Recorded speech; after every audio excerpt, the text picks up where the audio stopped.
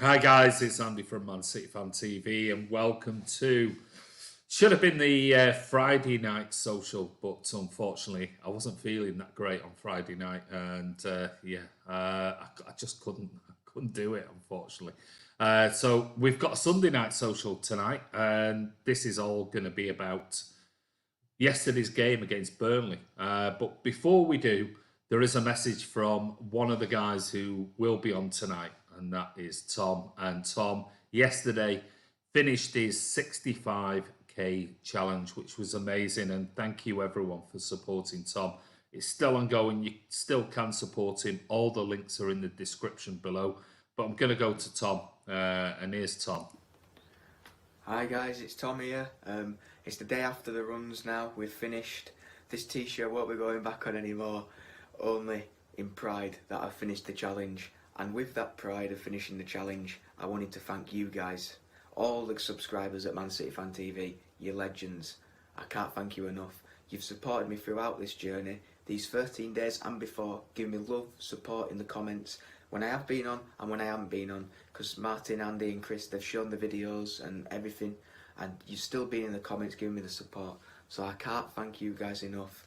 It means so much, and I will continue to give you some good content whilst I'm on the channel and make you laugh at my stupid points, because I've got nothing else to focus on now, so I need to pick on another player to make a very dodgy comparison with. So yeah, I just want to thank you guys. Honestly, I've been wearing this t-shirt in pride for my granddad, for Alzheimer's research, and for you guys who have been showing me the support. So yeah, thank you so much. We finished the challenge and we're just going to enjoy resting now. So yeah, thank you guys. There you go. That's Tom. So right, we've got a load of people on tonight on the Sunday night social. First up, we've got Alan in Melbourne. How are you doing, mate? Tasmania. I'm in Hobart, Tasmania. Oh, I'm at my right. sister's Okay. at the moment, right? So I'm glad that I've come down here for my sister's birthday. I had to see my parents because they live down in Hobart, Tassie as well. And it's the first time I've actually been allowed to travel out of Melbourne for 9 months. So it's been quite nice. No restrictions down here. It's really nice. So I'm down here. Brilliant. Well, we've got Alan in Tasmania. There's somewhere we've not been before. So we've also got Chris. How are you doing, mate? I'm all right, thanks, Andy. Just say to Charlie there, just spent the last half an hour turning all the Christmas decks off. But it's got a bit chilly without them being on, mate. All right. Well, we're going to move from a chilly mid-England to Washington, DC. And Carl, how are you, mate? Good. Still chilly over here. Just got back from South Carolina, which is much warmer. Yeah. How was your Thanksgiving? Fantastic. Thankful for you guys. Thankful for life, happiness, and good health. So brilliant. We've got Martin. Martin, how are you, mate? Not bad. You all right? Not bad. All right. No, I don't say anything because anything I say, you just take the piss. So what's the point? How was your date night on Friday? It was very good. Takeaway wasn't great. What film did you watch? We ended up watching The Witches. I know it's not great, but we ended up watching The Witches. 20 quid for a new film. What a joke. Cheaper than the pictures, I suppose. It is. And we've got the main man, the man of the moment. Here he is. Shall we give him a big round of applause as he comes on, guys? Because I think he deserves it. So 3, 2, 1, round of applause from everyone. Thank you. Oh, brilliant. Thanks, guys. Tom.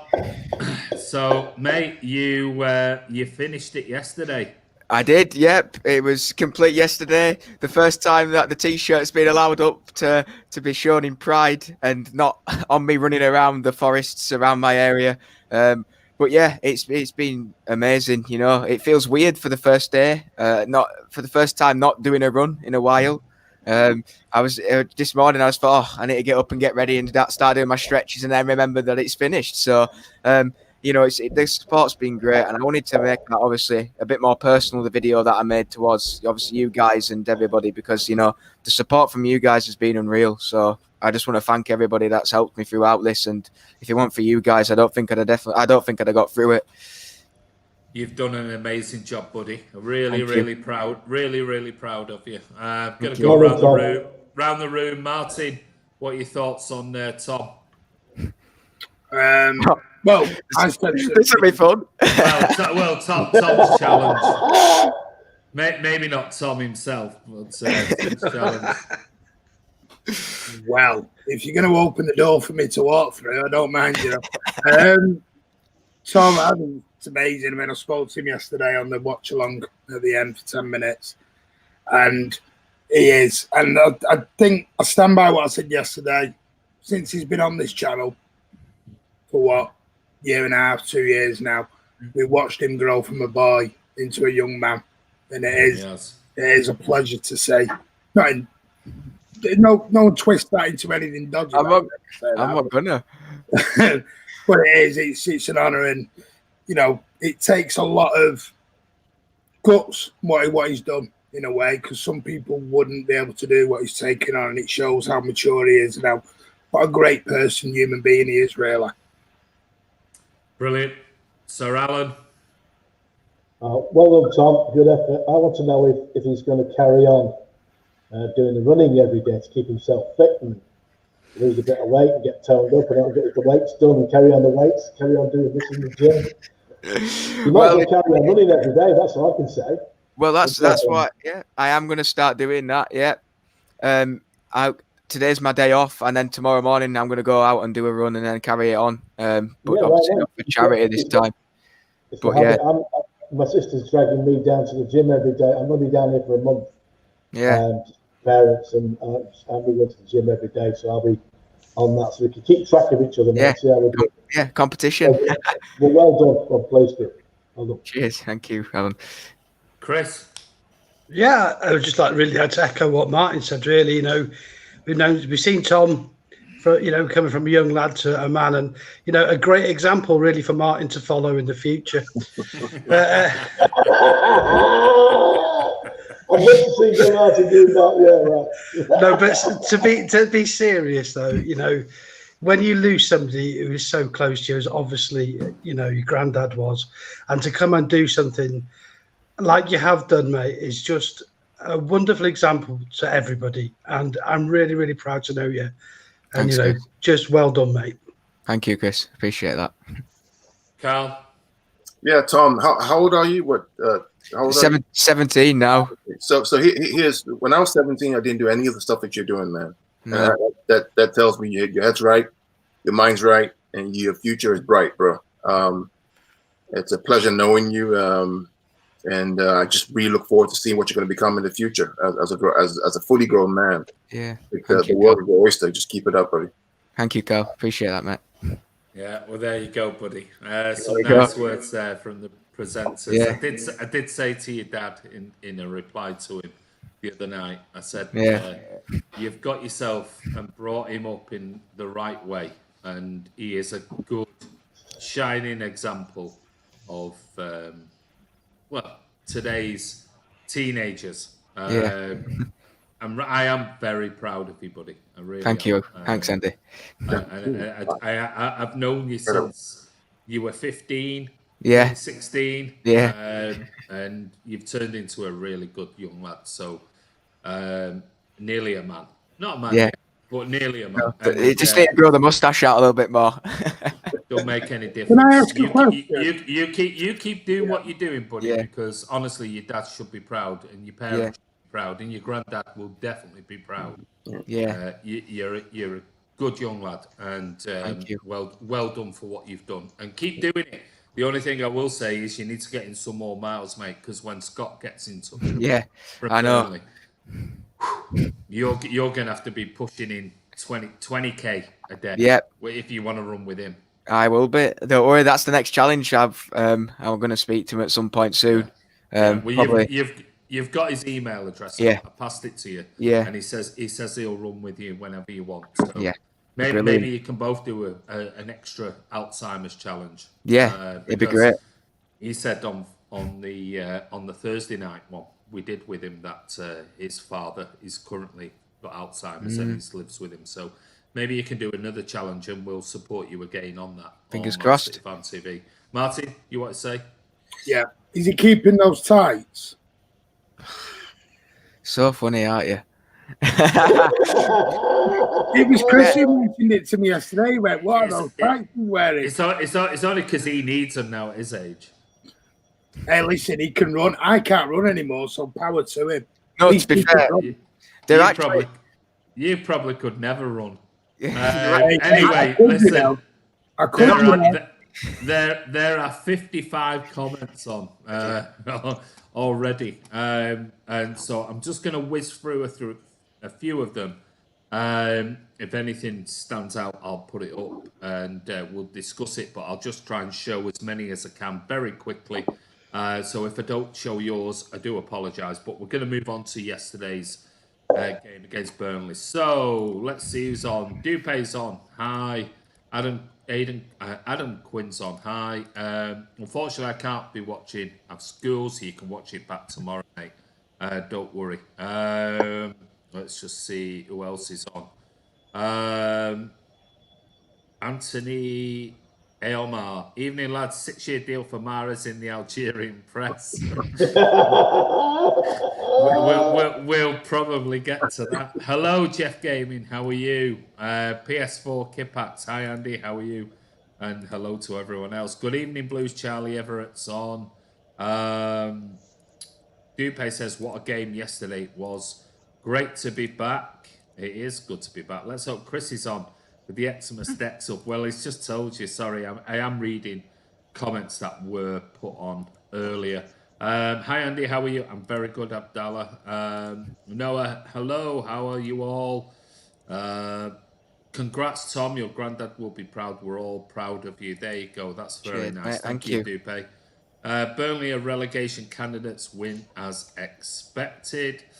Evening all. How we're doing? We're very good. Spear Dusk. Yeah, what's that all about, Ocean Rage? Cavani looked great earlier. Didn't know. It's his Twitter handle. Didn't watch it. Chris is saying, Charlie, I'm here. I'm taking me half an hour turning them all off. It's chilly without them on. There you go. So he's turned all his Christmas decorations off. Mervyn Gilmore, well done, Tom. Carl's on. Hello, everyone. Hope you're well. Evening, Andy Mingy Wong. Andy Blue Moon's on. Well done, Tom. Brilliant. Done your granddad proud and charity proud. Well done, mate. Amazing. Thank you, mate. Who else have we got on? Let's just see. Killian Walsh is on. Hi, how are you, Killian? Cal, question mainly for Cal when Pep leaves with... Oh, hold on. Cal, we'll come to that at the end. Cal, make sure you repost it. Repost it towards the end because we are going to talk about yesterday's game. That's going to be the main thing. It's a full house tonight. Wow, it is a full house. Full team out tonight, John Grogan. It is. Kipax. I don't know what that is. What are they? Anyone give me a clue? Round of applause. Rapid cloud of I can't even speak. A round of applause. A round of applause, have they? Really? Yeah. Samsung version. All right, must be. Gary Holden's on. Watch the match of under-21 beat Livingston 7-2. Liam Delap played and was your situation should play in. Maybe that's something Carl seems very... Yeah. Maybe hold that for later. I did see, certainly saw Cole Palmer's goal, which was very cool. Anybody else? I'm just trying to get people who have, we haven't give a shout out. Simon says Leeds. He's obviously a Leeds fan. Anyone else? Hamza's there. What wonderful goals Mahrez scores. There you go. Hamza's very impressed with with that. Oh, no, not that one. Kyle Doggo. Hi, Martin. There you go. Hello, Kyle. I'm not even sure about that. This is like 12. Hi, Martin, Andy, Sir Alan, Tom Coo. How are you, Kyle? Hope you well. Kyle Doggo. No. Your image of your Yorkshire pud. Thank you. I liked your image of your Yorkshire pudding. Oh, on Twitter. On Twitter. Ah, right, okay. Yeah, very much. I thought we were talking about Tom. I make the best. I make the best Yorkshire puddings. Yeah, there you go. Right. Anyway, thank you, everyone. We've got over 60 odd people on. So what we're here to talk about is yesterday's game. Now, as you know, Thursday night I did the preview with Scott from Burnley, one of the regulars on Man City Fan TV. And he just, his comment rung in my ears at half time when he said, well, normally 3-0, I just go back to the bar and that's it, it's all over. And that's the way it turned out. So I'm gonna come to Carl first. Carl, what were your very quick overview, because we'll go into the game in more detail, but what was your overview of yesterday's performance against Burnley? Quickly, Stones, phenomenal. Great. Good to see him back playing the way we know he can play. Good to see Ferran Torres score. Kevin moving the ball quickly. Good to see Mahrez score and take his chances. Overall, good performance. Mendy also being okay. Scored a goal, did well. But for me, the standout player for me was John Stones. For me, my person. I was looking at him all through the game. I wanted to see what he was going to do. And he didn't disappoint me at all. Physical, quick, dynamic, moved the ball to midfield, covered well. He was really good. Okay, so hold the John Stones things, Carl. So if I don't come to it, remind me to say John Stones, all right? Yeah. Alan, what were your thoughts on yesterday's performance, mate? Apart from the win, which is great, there was three things. And one was John Stones. He did really, really well, and I was really pleased for him. The other was obviously the performance of Ben Mendy was good as well. But one was thinking of you, Andy, and Chris about Mahrez getting a hat trick, and I was just thinking, I was laughing, thinking, I wonder what they're saying at the moment. And it was quite funny actually, and I was pleased for him because the 3 goals will give him a lot of confidence, which he was lacking before the game started. So that's the positive on that point. But it was an easy win. It was an easy one. Burnley weren't much, let's be honest. Yeah, well, on that, I did put on Twitter before the game about Mahrez playing. But I did say, really hope that he plays well today. And then he scores 2 in it's like, oh my God, there you go, says it all. I was in the Imperial. I was killing myself laughing.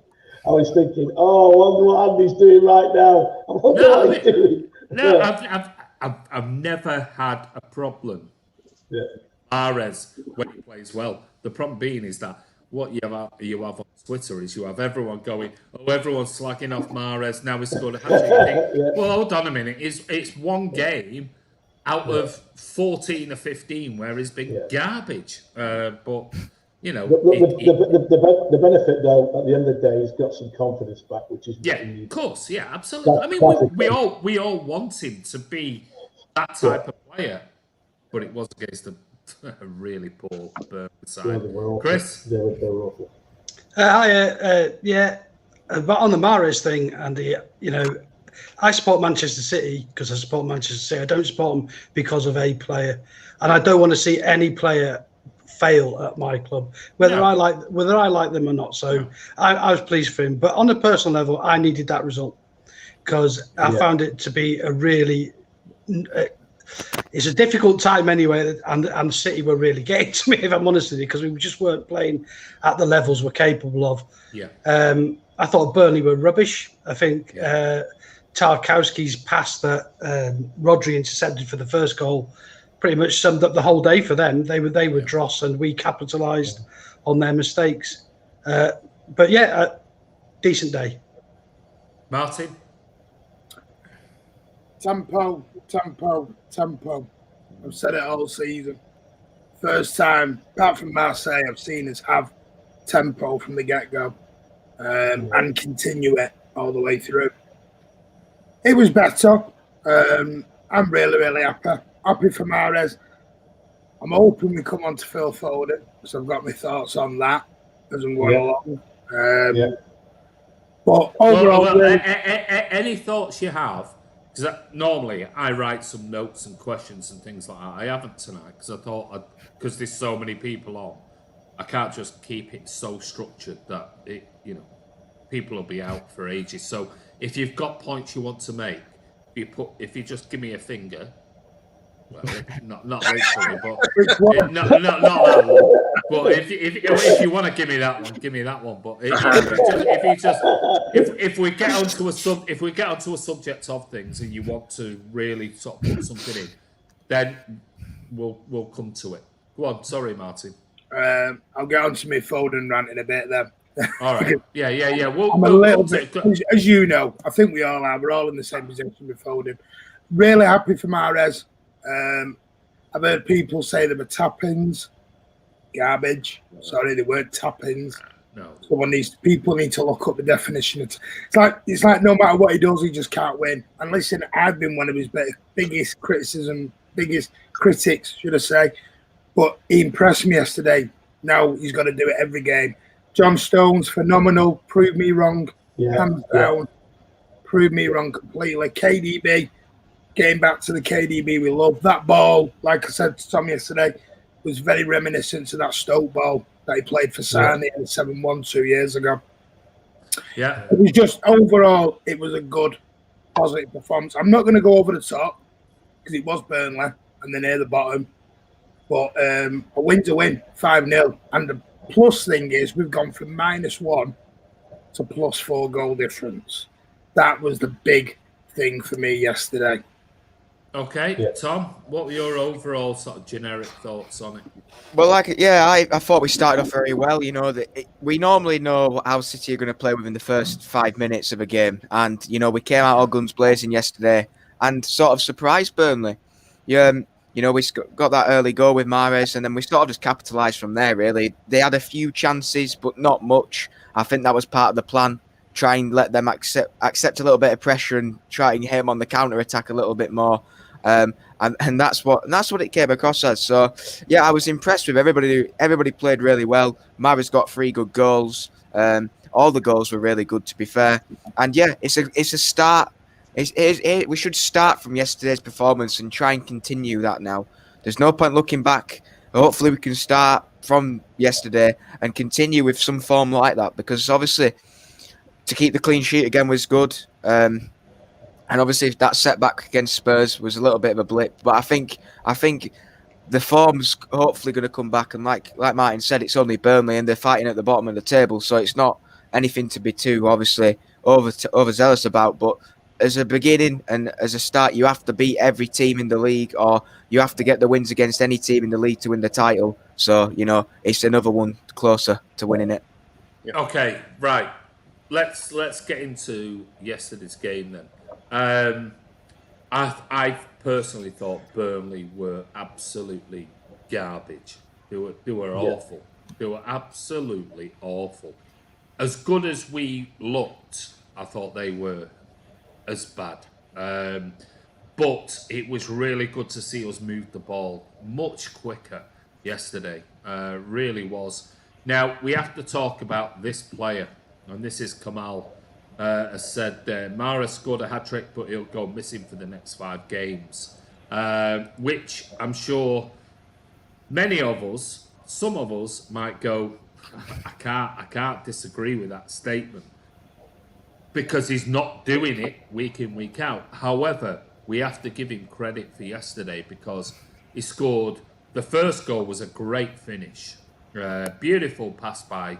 I mean, it's almost like I'm taking something away from Mahrez here, because if you watch Kevin De Bruyne's pass to him, the way he switches legs, not many players could switch their feet as quickly as he did to give him that time to take a touch, and he buried it brilliantly. Oh, he's a brilliant pass. Like that. Yeah, incredible. So we're going to talk about Riyad Mahrez, because we don't give him enough on this channel, which is positive, because most of us think he hasn't been great for most of the season. Martin might.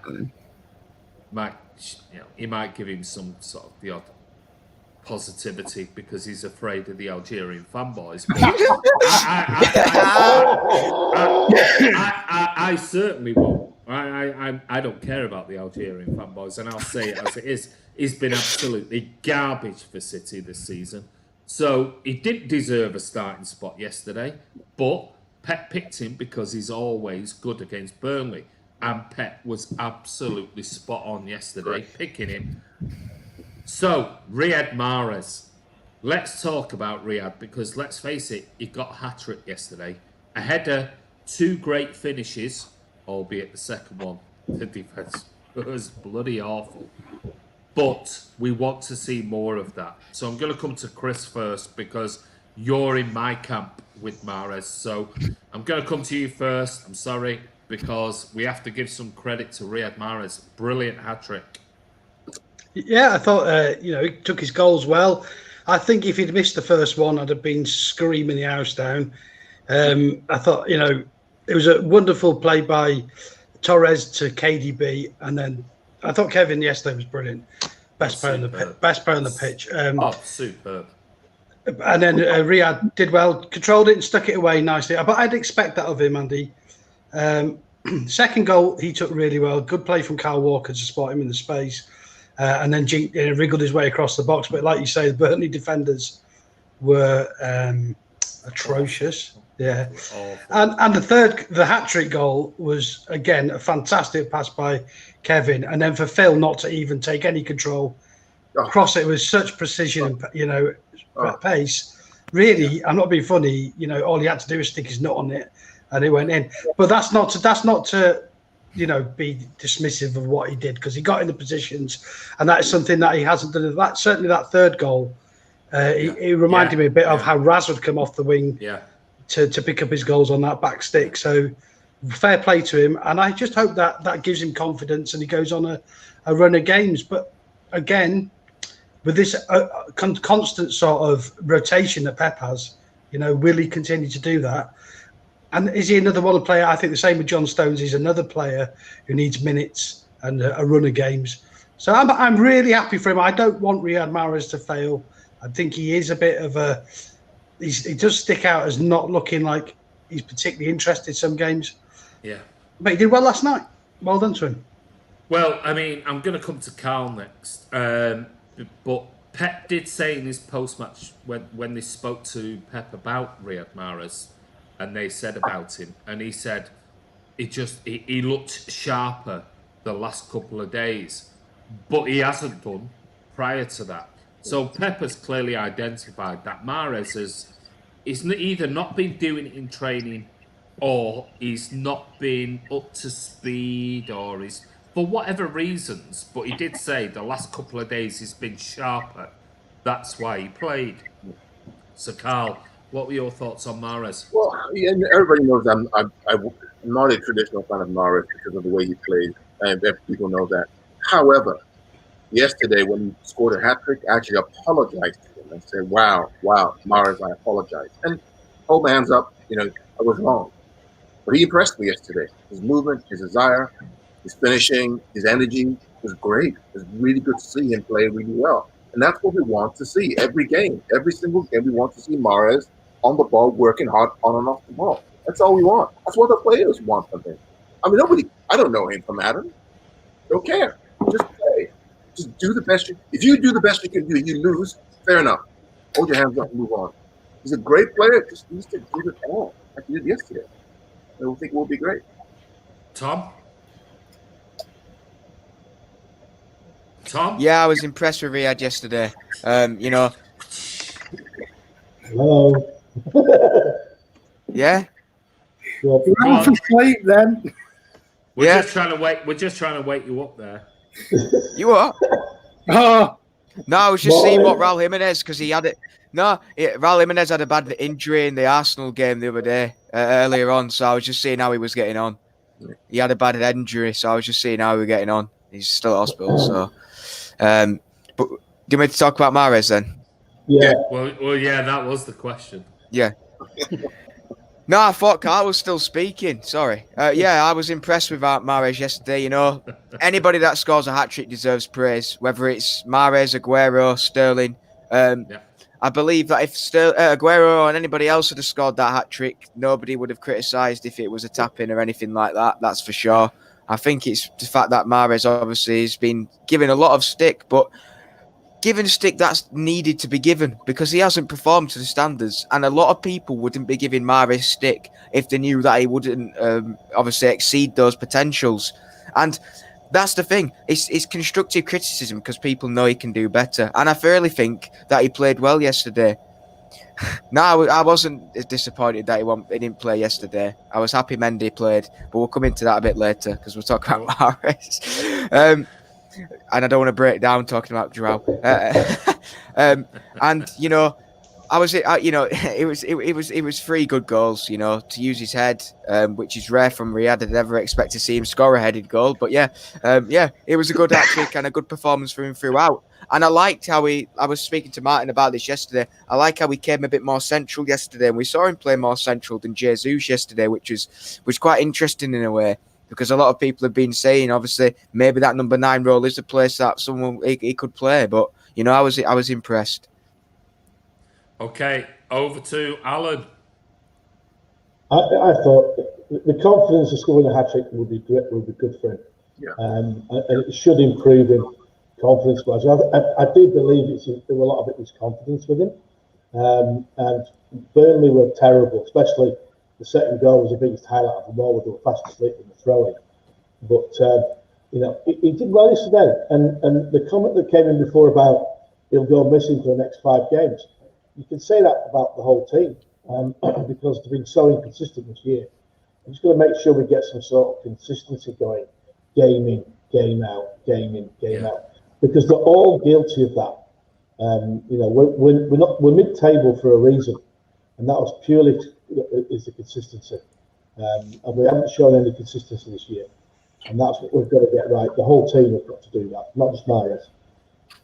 But good, I'm pleased for him, really pleased for him.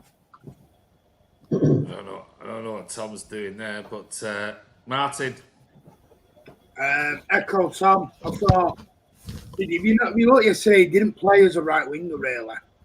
He was sort of given a bit more of a free role. Yeah. Which I thought suited him. He looked like the shackles were off him. Yeah.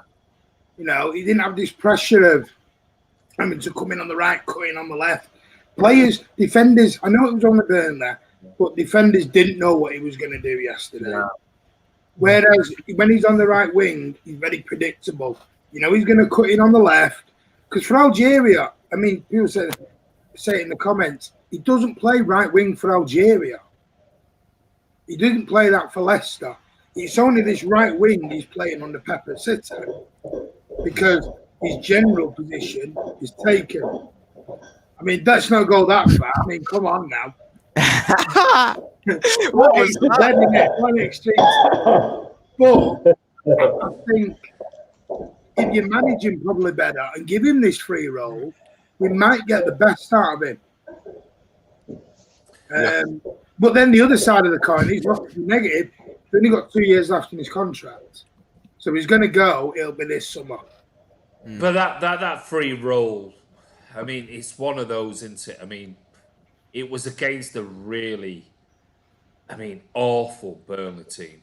Performance yesterday, not the team, but the performance yesterday was awful, and he was given the freedom in the park.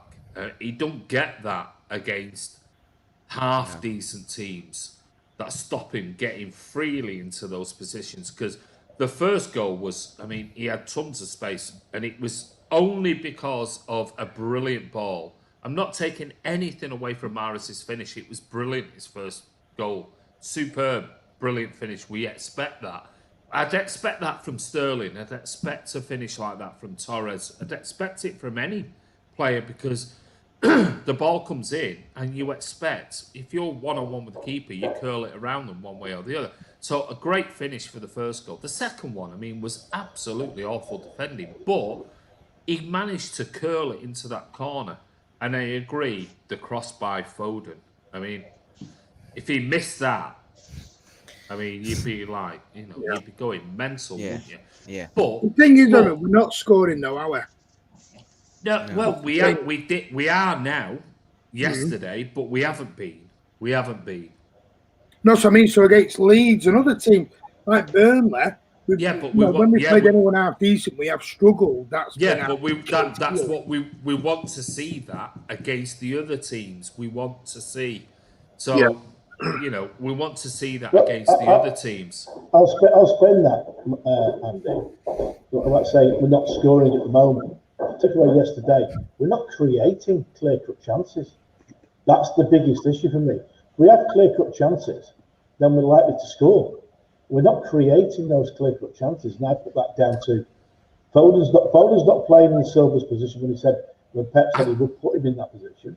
We haven't got a creative midfield player who's like David Silva, who creates them spaces, especially in the box, and that to me is the biggest issue. I think we've missed some good chances. We've missed some good chances this so far this season. Really good chances. Did we have good chances in the game? We've had some good. We've had some good chances.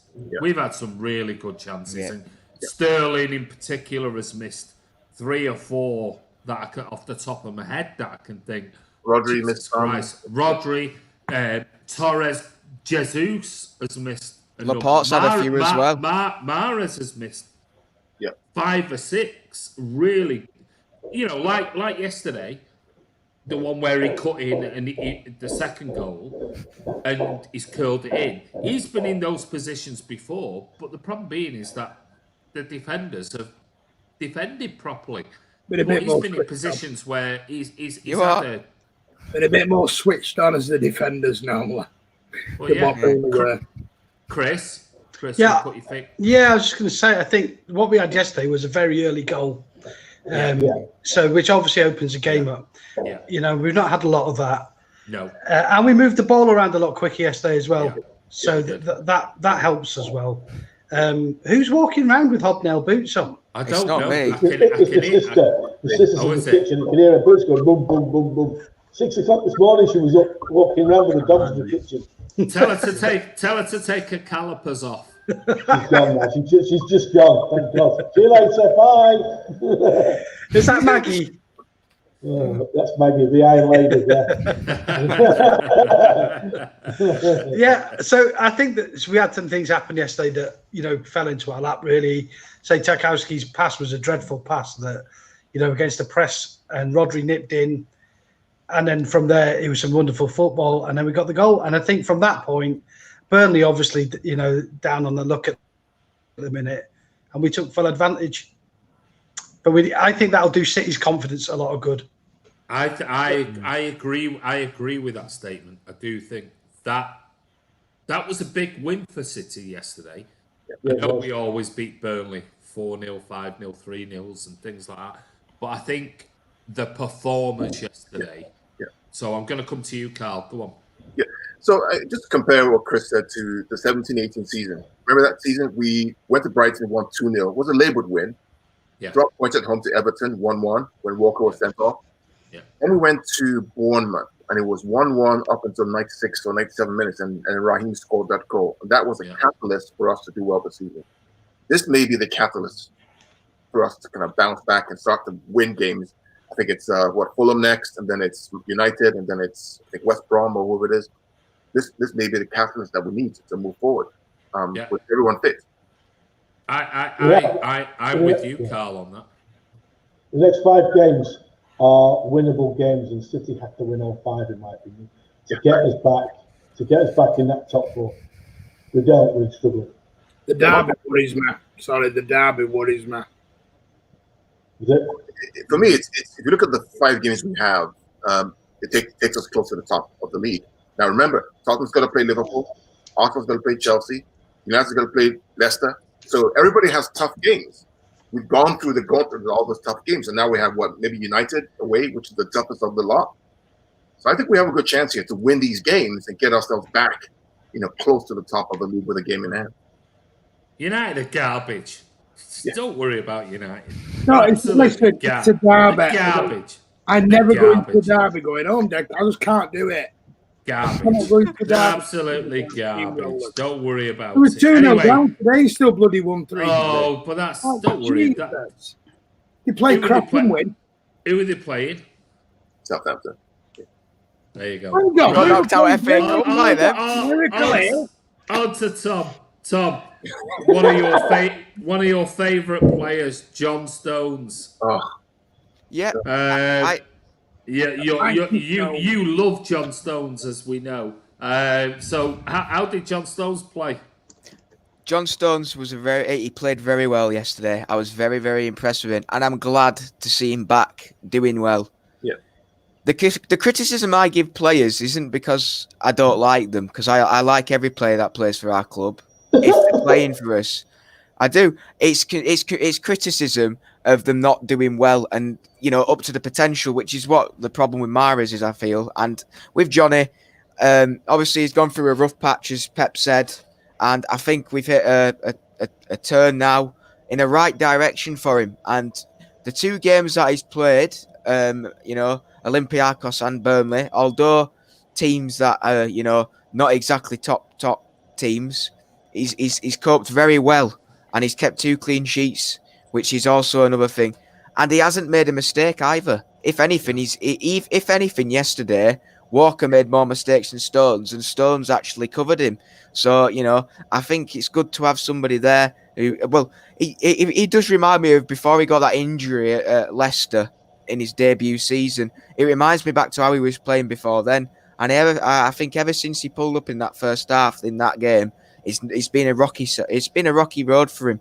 And I'm hoping that it's, he's going to be back. And, and like I said to Martin yesterday, if we have, 2 strong right centre-backs, that's what we've been looking for. And I think Stones is the answer as the backup to Diaz. And look at that partnership, they can keep 2 clean sheets without Laporte or Ake. So it does shows. I've said it for the last 12, 14 months about John Stones. I've said I don't think it's anything to do with it being on the pitch. No, I think it's off the pitch. And I think it's something that he's needed to sort out in his mind and what's going on in his personal life. And actually Pep came out and said, now that his personal life has been sorted out, we're now going to see John Stones, and we've seen John Stones now back to where he should be. And I think it's brilliant news, because we know we signed from Everton a brilliant prospect. Yeah. We've seen glimpses of an amazing centre-back. I mean, we've seen his performances for England, and we've seen it for City. And then we've seen it where he just looks like his head is all over the place. So if John Stones has got, according to Pep, his personal life sorted out, I mean, wow. I mean, we know John Stones can play midfield as well. John Stones can play in a 3. He can play right back. He's a flexible player. So this could be, with Fernandinho, who the rumours are today is not going to be offered an extended contract at the end of the season at 35. They're not going to offer him another year. We've got potentially another player that can cover at centre-back and in midfield or right back as well. Martin? I agree with you. Stones, great game. And I said on the watch-along yesterday, proved me wrong. We were saying that Mahrez, it's only Burnley, and Burnley were crap. We've also got to say it about John Stones' performance the other way, because Burnley offered nothing up top. No, but he played well. He played well against Olympiacos as well. Yeah. No. I'm just saying in yesterday's performance, because I rewatched the game and he did. He was great on the ball. One thing he didn't do, he didn't make any silly mistakes. He brought the ball out really well and moved it really quickly. Yeah. He's always, for the last few years, he's prone to making a silly error that leads to a goal or leads to a chance, a really good chance. That's been his mistake. He has a brain fart for 5 minutes in games and then ruins it. You see what Yaya used to do. Yaya used to have one of brain farts for 5 minutes in games, and go airing up the field, lose the ball, and they go and score. And you're like, what are you doing? You know, and same way with Stones. But I'm just saying, we're saying Mahrez, hat-trick, everything else, didn't have a lot to do, really. But what he did well was well, it was comfortable, it was strong. And I hope to God this... I mean, I want John Stones over Garcia all day long. 100%. All day long. 100%. All day long. And maybe, you know, he's got a contract to fight for now. He's now he's not got a contract to fight for. He's got a centre-back position to fight for because we've got Alan Laporte. But what I do think is there's been quite a few comments about how Laporte has been not great this season. And when he's played with Diaz now, that's putting a little bit of pressure on Laporte. And Laporte, let's face it, was absolutely superb for us. But this season, since his injury, he's not been at the level he was before. And yet now John Stones has come in and he's played with Diaz. We've looked very, very solid. I'm not saying, listen, I still think Diaz-Laporte is probably the best option. But it gives us now competition. And I think that we've not had competition at centre-back because we've not even had two centre-back pairings that we could actually cling to for the last 18 or 14 months, however long it was when Vinny left. So now what we've got is not only have we got Diaz in, but now we've got John Stones back if his personal life and everything else was the cause of all his mental issues and everything else. That is amazing news for Manchester City because we've got those, Carl. Well, Andy, think about this, right? Apart from the Leicester game, which we didn't have Diaz and Laporte or Diaz and Stones, just take out that game, take out the 5 goals. Only conceded 6, right? Only conceded six. And so, you know, what I saw from John Stones, I watched the Olympiacos game after I arrived in South Carolina. I watched it again. I was impressed. I said to myself, look, let me watch him again. If he plays against Burnley, I want to see what he does, which is why my eye was focused on him. I was really impressed with how. Yes, it's only Burnley, but it's the confidence I saw on him playing with. It's the aggression, the speed, the decision making I saw him play with is the reason why I'm confident that he will keep growing to be what we know he was in 17-18, one of the best centre backs in England, if not in Europe in 17-18. Very quick, Tom, because I'm going to come to Alan and Chris. Yeah, I was just going to say, I think you'll see a difference in Laporte's attitude when he comes back and starts again. Now he's seen Stones play 2 games, because I think, you know, Laporte, a bit like Raz was last season, is taking it a little bit for granted, thinking that his role won't be taken, and it can quite, you know, decently be filled by Diaz in that position and be supported by Stones in, if not the same, you know, sort of class. Obviously, maybe not once Laporte gets back to full fitness and, you know, back in form. But at the moment, I think the partnership of Diaz and Stones is looking a little bit stronger than the Laporte and Diaz one at the moment. But I think that it might change, you know, and, you know, I think we will see a different Laporte when he comes back into the lineup, definitely, because I think I want to prove a point and prove that he is the best centre back in that, you know, the 4 of Ake, Stones and Diaz. That's it's an interesting point. I'm going to come to Alan and Chris now. Over the last week, I've missed it and I've not had a chance to catch up with it, but I've actually been watching whenever I've had some free time the you know, the All or Nothing Tottenham one with Mourinho, and I've actually been watching that, and more than the City thing, I've got more from the players' interviews and things about competition, about injuries, dealing with injuries and things like that. And I've actually learned quite, well, I wouldn't say I've learned a lot, but it's really opened my eyes a bit more to how players deal with injuries. And obviously City have had an awful lot of injuries. And the mentality and the way that other players can come into a team and challenge for that position. So I think it's a really good thing that Stones is back. Albeit 2 games, he could have an absolute shocker if he plays the next game. But, you know, to put pressure on Laporte, and Diaz, and both of them, and Ake and everyone else. I think it's great for the club. Alan? First of all, I'm pleased for John Stones because at the start of the season, he was fighting for his career at City without any shadow of a doubt.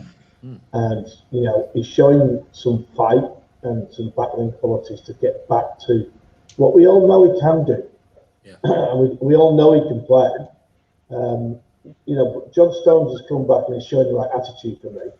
And then especially with Diaz saying he wants to go and play elsewhere, then he's got an opportunity to get another contract at City. And so at the moment, you can't argue. He's doing the business. And Laporte's not playing well. He had a shocker again against Tottenham. So you can't really argue. He's doing really, really well, and he looks calm again. I think you hit the point there, Andy, about his personal life. We all know he's had problems at home, and he seems to have sorted that out, which he seems to have got his head sorted out as well, which is helping. But I know, at the end of the day, he's taken his chance. He's been given, 4 games this season, and every game I've seen him, brilliant. I can't knock him at the moment, and that's the way I want him to do as well. Keep going, because while he's playing like this, he deserves to be in the team. It's as simple as that. Okay, so Alan has just said that, Chris. If in the next game, Laporte is fit, Diaz is fit, Ake is fit, and John Stones is fit, who's your centre-back pairing? I'm sorry I'm throwing that at you. For Porto, I think it might be, I think you rest Diaz. I think you play maybe Laporte and Stones, or Laporte and Ake. That's what I think he'll probably play. On John Stones, I think that I've said this plenty of times. I think he needs a run of games. I think he's one of these players. He doesn't suit rotation at all. Yeah. And I think we don't really know what happened on last year. Whether he had a lot of run of niggly injuries. We do know there's something going off on the pitch, and it was said that he'd asked to be able to prove himself this season. Like I've said all along, he is a really class act as a footballer. He's very silky, but he is prone to the odd errors. Now I think that's all down to confidence. Yeah. And if he can carry on playing, a run of games, I think he'll do really well. The problem he's got now is that he's got 3 really good centre backs to compete with, but that's great for the team. Absolutely, that's what you want. Yeah, I'm with you on that. When he does it in 2 weeks at Old Trafford, then I'll say he's back. The same with Mahrez. Then I'll say he's back. So what you're saying is that 4 games in, he's back if he has a good game against United? No. Listen, John Stones had a very good game, but we're waxing lyrical over Olympiacos reserves and the worst team in the Premier League so far in Burnley. And it was Olympiacos reserves, let's be honest here. You have 10 first-team players out. Yeah, you've got a point, Martin. They stuck 10 men behind the ball and didn't get going. But Martin didn't go over the halfway line until the 89th minute. We know you don't like him, right? But what the point is, right, is he moves the ball. He moved the ball really well. It's not just his defending. He moves the ball really well, and that makes a big difference when we need to be quickening our play. Yeah. So it's not just about he didn't play against good strikers. When he was on the ball, he was productive with it. Chris, I think your point, Chris. I think one thing I noticed you mentioned is without Stones, we moved the ball sideways, left to right, across the defensive line. With him, he penetrates into the midfield. Often breaks the line and steps in, which pushes them back, and we can create those chances. So give the kid a chance, Martin. Let's see what he does. Yeah, we'll give Mahrez a chance. Martin's played. Mahrez bagged that shit. It was only Burnley. Mahrez has played week in, week out, and he's had his chances. Stones hasn't had his chances, and he's been given 2 chances this season, and he's performed to the highest ability. Mahrez cost us a goal at Spurs the other week, and he hasn't played well this season whatsoever. So he's been deserved to have the criticism. Stones has played 2 games this season fully and has kept 2 clean sheets and had good performances. So okay. I know what you're saying. Martin, this year we're playing 3 games a week. We're going to have to rotate all the defenders in nearly every game. It's not about who's playing well and who's not. It's no, ain't going to happen. That isn't going to happen. You've got to rotate players. You have you not heard what Pep said today? Oh, hold on 1 minute. Carry on. I'm happy to stay out of this. Don't talk over each other. That's the only thing, because what happens is when you talk over each other, just let somebody say something and then come back with it. Because if you talk over each other, it cuts out on the video when people watch it back. Yeah, apologize. So just carry on. No, happily go. It's a Sunday night social. Argue all you like. Go on, Don't talk over people, Matt. Alan, I'm talking. Right, Alan, away you go. Every player this season in the squad is going to be in and out of the team constantly because of the amount of games we're playing. It's not about who's playing well, who's not. Every single player is going to be in and out consistently. 3 games a week. Can't any left. What you just said garbage and totally opposite of what Pep said today. Pep's quotes today was, people are now going to play on merit. That was out of Pep's mouth. They're not playing on rotation anymore. They're playing on merit. He's the lonely rowdy in the corner. Is that in the mirror? No, that's not Pep's mouth. That was in the when they do it after the embargo section. He said that's the reason. He said Laporte, Stones played because he's earned his chances. Correct. And others have not taken the chances. He's not doing rotation. He said that today. I ain't doing rotation anymore. Can I just say something there, Martin? You're spot on. Pep did, and he did make some pretty. It was some of his comments today or yesterday were aimed at the likes of Raheem Sterling and a few others going, and Laporte and others going. We've had lots of chances, and people are missing these chances, and I'm gonna play the players who are gonna take the chances, and it was almost like a dig at some of the players who were not putting it in, and maybe Laporte was one. He didn't obviously mention Laporte, but I think it was a big dig at Raheem Sterling, saying you've had loads of chances and you've not taken them, and Gabby Jesus, you've had chances, you've not taken them, and Laporte, you haven't been your best, and it was almost like a subtle go at the players saying, I don't care about your reputation. I'll play who is going to take their chances. So back to you guys. But saying that, Andy, do you think he's just said that for effect to get them players going? Because that's a good idea to do that. Yeah. Of course he does. Whether he does that or not, it's another matter, isn't it? But by saying it, he's saying, well, listen, boys, if you're not performing, I'm going to drop you. Yeah, I think he's calling them out publicly without absolutely. names. Absolutely. Of course he is. I hope John Stones does really well. I do. And I said it on the watch on, I said it, Tom, he did very, very well. But I'm not going to wax lyrical like he's all these things the other when we've just said about Mahrez, well, it was Burnley. You can't have one rule for one and not for the other one. There's another side to this, right? And it's for England, right? Think about Europe coming up. Gomez is out with injury for a while. Yeah. Gomez is out, right? Stones, if he gets around the games, he could find himself back in the England squad. Yeah. What about Oh God, not that again. We've already been speaking about it. We spoke about 20 minutes on Mahrez. Oh God. No wonder Chris has gone quiet down there. Martin's Diet Coke is playing with him. I'll tell you now, Stones won't play versus United. Maybe he won't. Pep said, opinion on Sane? No opinion. What? He just wants me to. I'm not talking about him anymore. Never. He's not a Man City player anymore, mate. Pep said they play on merit, so why didn't Foden start? Oh, don't get me on that right, one. okay. We're going to go into it. We're going to go into it. Yes. We're going to go on to the Foden thing. Yeah. Okay. Yeah. So, Martin, I just have. It's over to you and Chris. I just have to take my little boy out for a wee. I'm going to come off there.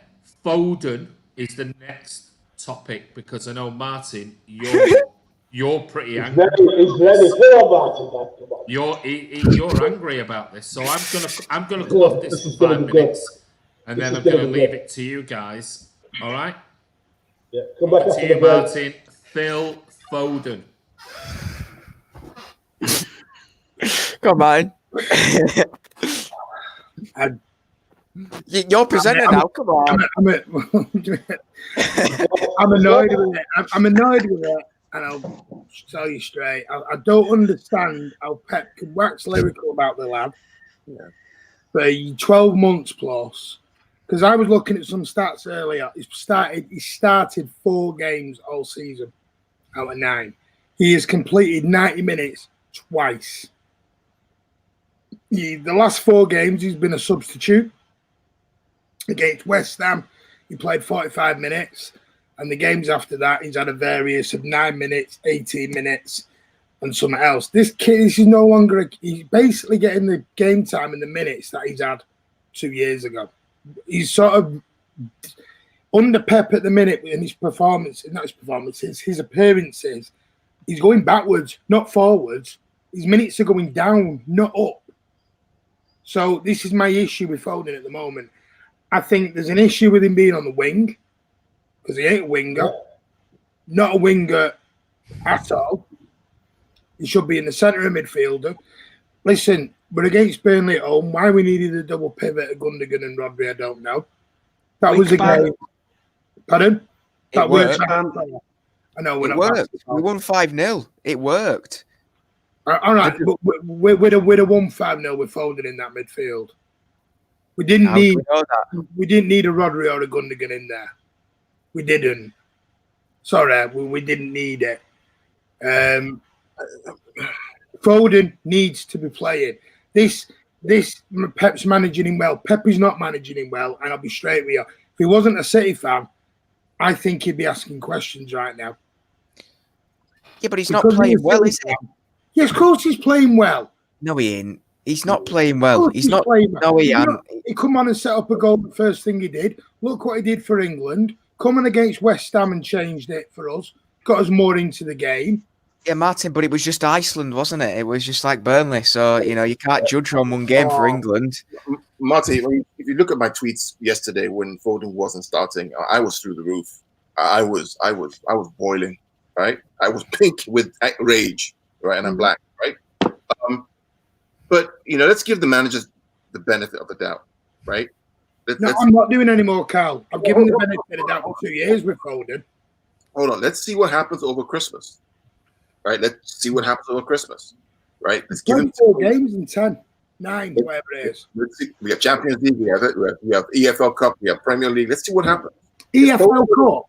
So you're sticking Foden to EFL Cup? I'm saying let's see. So Premier League, EFL Cup, we have Champions League. We have 3 competitions, right, over the next couple of weeks. Let's see what happens, right? Given the benefit of the Foden I saw against Olympiacos was dynamite. I loved it. Yeah, and they got blocked. Fast, right? Great. The Foden I saw come on against Burnley, 1 touch, pass the ball, score. We want to see that. No, but that's my point, Carl. Great against Olympiacos and then benched. I know. I agree with you. I was pissed. You're saying give Pep the benefit of the doubt. He's regressive. I was wrong on Mahrez against Burnley, so I'm willing to give him the benefit of the doubt. So, okay, look, I was wrong. Let's see what happens. If Foden wasn't a City fan, he'd be knocking on the manager's door. I agree. All right, I think he would. I'll say one thing. At the start of the season, or at the end of last season, Pep said, we've got the ready-made replacement for David Silva in Phil Foden. Right? And he hasn't even played in his position. He's not played this season in his position once. The issue is that there's a trust factor between Gundogan and Foden. Right? Pep trusts Gundogan, obviously, to play the left hand. Yeah, but Gundogan hasn't got the legs. I agree with you. When I don't get right, and I saw the team at the weekend, and I was on the Western Imperial, it came up on my phone, I was driving. I was furious. I was absolutely furious. And I'm just thinking, what the hell? What's in the pub? And the boys were there. And I said, Phil's not playing. And he went, what? I went, he's not in the starting lineup. I couldn't believe it. And like Martin said, if he's not a City fan, He'd have been knocking on the door weeks ago, not yesterday. He'd been knocking on weeks ago, going, if I'm not going to get a game, I'm off. Yeah. And I wouldn't blame him. It feels playing for a Euro spot in June, right, which he is, right? And I wanted to go to the Euros. But I'll tell you something, if he doesn't start to play in central midfield, he ain't going to get there. And I don't understand why he won't pick him next to KDB. I don't understand it for the life of me.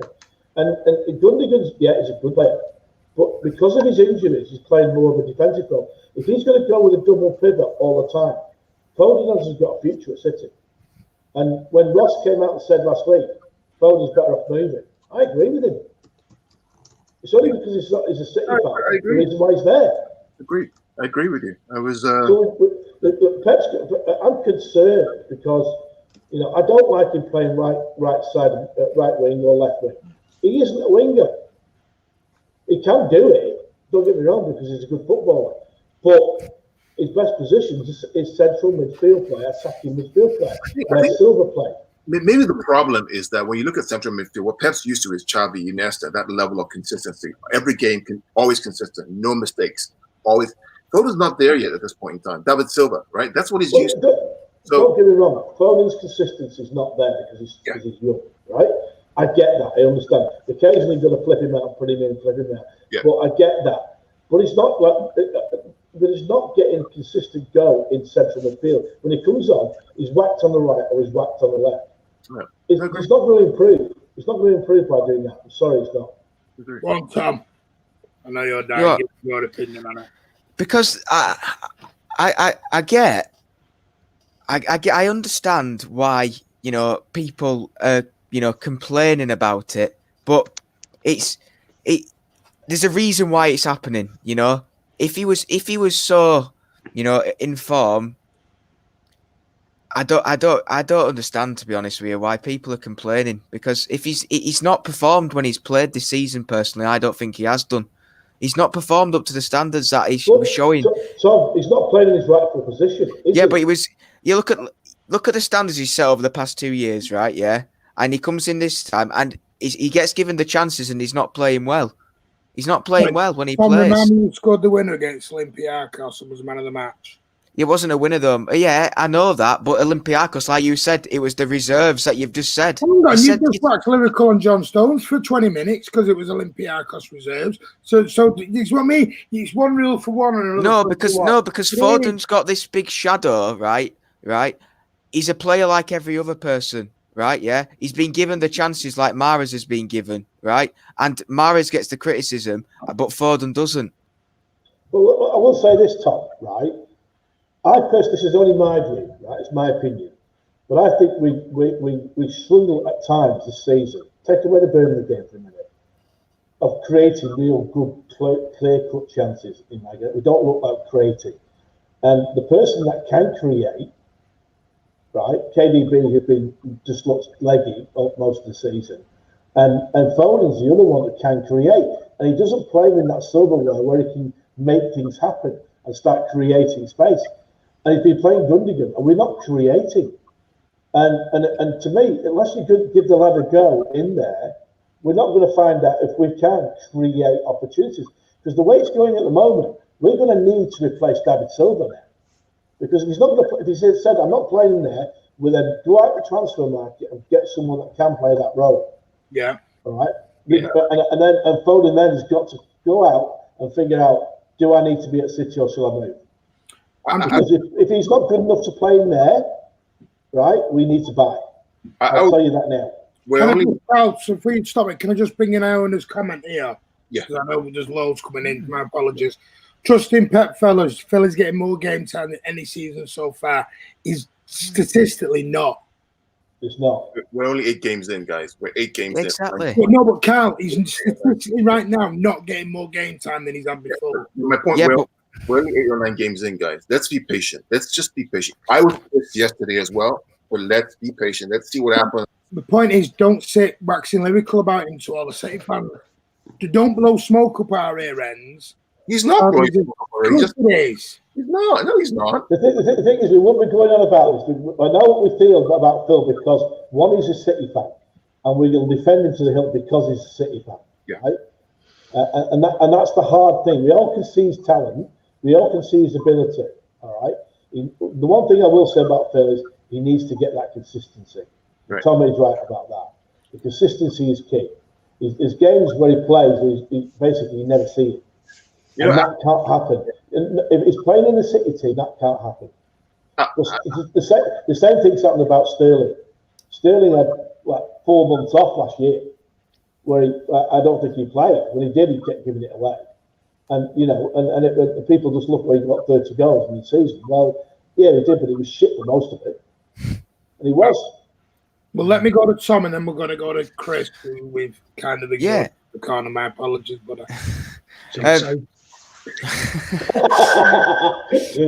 the thing is, right?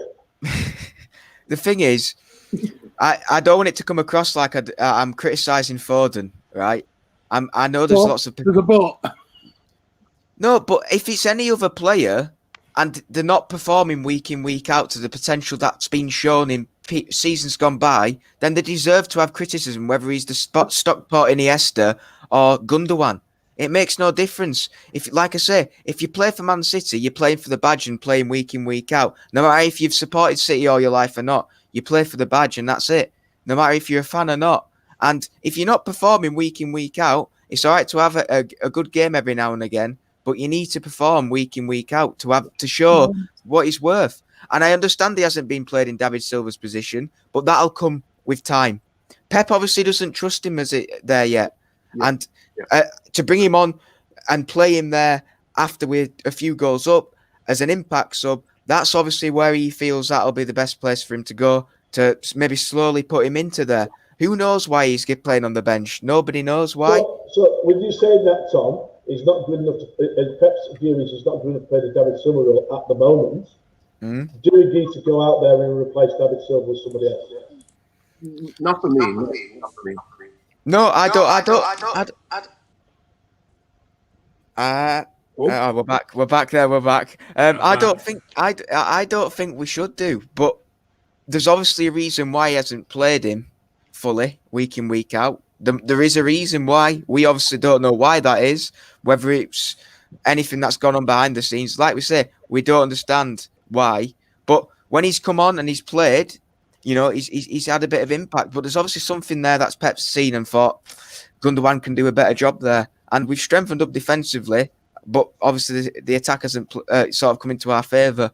But I feel now we're starting to get a lot of the lads back full fitness. I think we will start seeing him playing there a little bit more. But with how he's had to play it, without a striker at times and without wingers at times, I think the fact Phil hasn't played is not because he's obviously not good enough. The fact that when he's come in to play, he hasn't lived up to his potential. And what Pep was saying is he's not resting players. But if he's not resting players... You've not answered the question about if he doesn't feel he's up to it in that position, does he need to go out and sign somebody else in that role? No. Wait and see what happens this season, because I don't feel like I think he needs a season to acclimatise into it. Can I just bring Chris in, Andy, because Chris hasn't said his... Yeah, I was just going to say, I have heard some of your comments on the loudspeaker. I should have come with you, Andy. I haven't heard Chris. You could have taken me out for a piss as well. Yeah, it's... I do totally disagree with you, Tom, if I'm honest, because I don't think Phil's been anywhere near our worst player this season. I think he's been one of our more consistent players, and I think Pep's decision not to play him yesterday was a pretty poor decision on his behalf. I think we're playing Burnley at home. Why we need to play Gundogan and Rodri together, I have no idea. It was a perfect opportunity to give Foden some Premier League minutes, and I was disappointed he didn't play. I think he's been really good. I think he's had a decent season. I think he's getting better, and I think the fact that he is a City fan is why he hasn't gone to the manager's office and say, if you're not playing me, send me somewhere else, like Sancho and other players in the past. At any club, I think it is the reliance on him being a City fan, and he wants to be a City legend, that Pep can sort of take a bit of liberty with him, in my opinion. He should be playing more. Through that. Put him out on loan. Right. Well, yeah, yeah. If we had if you were the manager, he'd be on loan. He'd never get anywhere near the England squad. That was 2 years ago. No, it wasn't. It was. It was in the summer. In the summer before the start of the season. You said that. It was. I'm going to find that video. I've got the messages and the videos to prove it. Right. Moving on. I'll go round the room then. Phil Foden, should he be a first choice starter? Yes or no? And that includes, don't care who you want to drop. I'm not interested in Gundogan or anyone else. Should he be starting for Manchester City, game in, game out, right now? Martin, yes or no? I don't want an explanation. Big yes. Or no? Sir Alan? Yes, in David Silva's role. No, I never said that. I just said yes or no. Tom? No for me. No. Carl? Yes. Chris? I think it's a hard question, it's Andy, but yes, I would go, because I think the problem is we know we're playing a lot of games in a short period of time, so he has to rotate. But I would be paying Phil far more than he is getting. That was the longest yes or no I've ever heard. I said yes. That's but then you backed it up with a proper sitting on the fence bit as an explanation. I think that's why, Andy. I think that's why he's No. Should Chris? This is the question to you. Should Pep Guardiola be starting Phil Foden as a first choice name on the team sheet week in, week out until he's in such bad form that he has to be dropped? I would play him. The question, the other question, Andy, is in. No! Stop! Where are we going now? Chris hasn't answered. Don't spin it, Carl. Chris, don't let him off the hook. Come on, Chris. I would play him. I would definitely play him more. No, that is not the answer. That is not the question. The question is, should he start as a starting in the 11 week in, week out until he doesn't perform and then he's dropped? Is he a starting player for Man City? Oh yeah, he's a starting player. He's a starting player. Should he start every game until he's either rotated or he's dropped? Yeah. Right. Okay. And yes or no? Hold on, Carl. Yes. No. You were arguing with Chris. I was gonna say it's in place of who right now is the question, right? So that's always the question. That's always the debate, isn't it? Whose place is he going to take?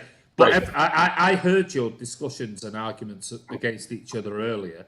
It was on loudspeaker while I was outside, and there were lots of valid points around what you were all arguing about, why you should and why you shouldn't, and I get all of them. But this is the conundrum that Pep has. Correct. Because you've got people who want him to say he should start. Yep. But we know there's a rotation system. We know we're in 4 cup competitions. But my question was, if tomorrow was any game, it could be a Champions League game. It doesn't make any difference whether it's League Cup, whatever. Should Phil Foden be a starting? Does he deserve to be a starting player in the 11 right now, or is he still being introduced by Pep? So, for me, yes. You think he is? Yeah. He'll be 28 and we're going, he's still being introduced by Pep, 28-year-old. I mean, I must admit, on the Foden thing, I trust in Pep. I trust in Pep the way he's brought him through. You only have to look at what he's done with England. Some will argue he should be starting every game for City. I trust in what Pep sees week in, week out on the training pitch. And if he thinks, well, he's going on the bench this week and he'll start this game, I'm quite happy at the moment with the way Pep's handling Foden. Yes, I did say I can't believe Mahrez is playing and Foden isn't for yesterday's game. but that was only because of the rotation that's happened before. But I don't know. It's a really tough one. It is a tough one, and nobody knows but Pep, I'm guessing. Martin? I don't have so much of an issue if he's coming on maybe in half time and he's getting a good 45 minutes. Yeah, but that's never going to happen. Yeah, but that's never going to happen. When he's coming on with 9 minutes to go, 5 minutes to go against Liverpool, when he's got no time to. What that is, oh well, you need an appearance bonus on your come some 5 minutes left. That's a nonsense. That doesn't help his development whatsoever. 5-minute run out to get your legs stretched against Liverpool. That doesn't help anyone's development. When did it come on yesterday? 20 minutes to go, 25 minutes. So what's the difference between 9 or 10 minutes and 20 minutes? And he gets an assist for Well, Chelsea, when you play football, 20 minutes, 25 minutes, and 8 or 9 minutes is a big difference. It's a big difference. I said to one of my lads, go on with 5 minutes to go, he used to get the double finger. Forget it, you're insulting me. But you were a shit man. I won the league, won the cup, and scored 163 goals. But you were a shit manager. Same side league, Phoenix Athletic, 163 goals. Clearly no respect for the manager. Phoenix Athletic. Clearly no respect for the manager. Yes, I do. On that. He's 5 minutes, he's 25. There's a big difference. But nobody's saying players don't like players like coming on with 5 minutes to go or 10 minutes to go and things like that. Of course they don't. And they think they should be starting. Well, hence why I was saying about the Mourinho with video on the all or nothing thing. Yeah. You see players are disappointed. They're disappointed when they get dropped and the reasons why and all that type of thing. But the point is that surely we have to trust in the way Pep has brought Foden through the system. It's a starter for England, which says an awful lot. He's played more minutes for England than he has most of the time. Yeah, I know, but England play very rarely. We are in 4 cup competitions, and I'm not saying I'm right, you're wrong, and I'm not even one side of the fence or the other. I'm just sort of saying, he's brought him along exceptionally well. He's 20 years of age. We've seen lots of kids that are the next big thing, the Tammy Abrahams and all of these being thrown into teams and just sort of drift off and, overplayed and whatever else. The Rooneys are the one-offs. And did you hear what Paul Merson said? I know he talks. Paul Merson, the one about Kevin De Bruyne is the biggest mistake ever made. I know. I did say he talks a lot of garbage, but he did ask a very good question. I mean, his opinion was garbage, and he said Foden wouldn't get into a Chelsea, an Arsenal, a United team wouldn't get in it. And I was going to is it City or would he just not? Is he not ready for the top? Okay. The parameter and the barometer of this is: would Phil Foden start for Liverpool? Alan? No. Alan? No. Chris? Probably not. Carl? No. Tom? No way. Martin? Yeah. Where? Come on. Where? There's no way. There's no way Foden will get into Liverpool starting 11. He won't even get into United's squad. He's not as good as Fernandes. That's a fair argument. That's a fair argument there.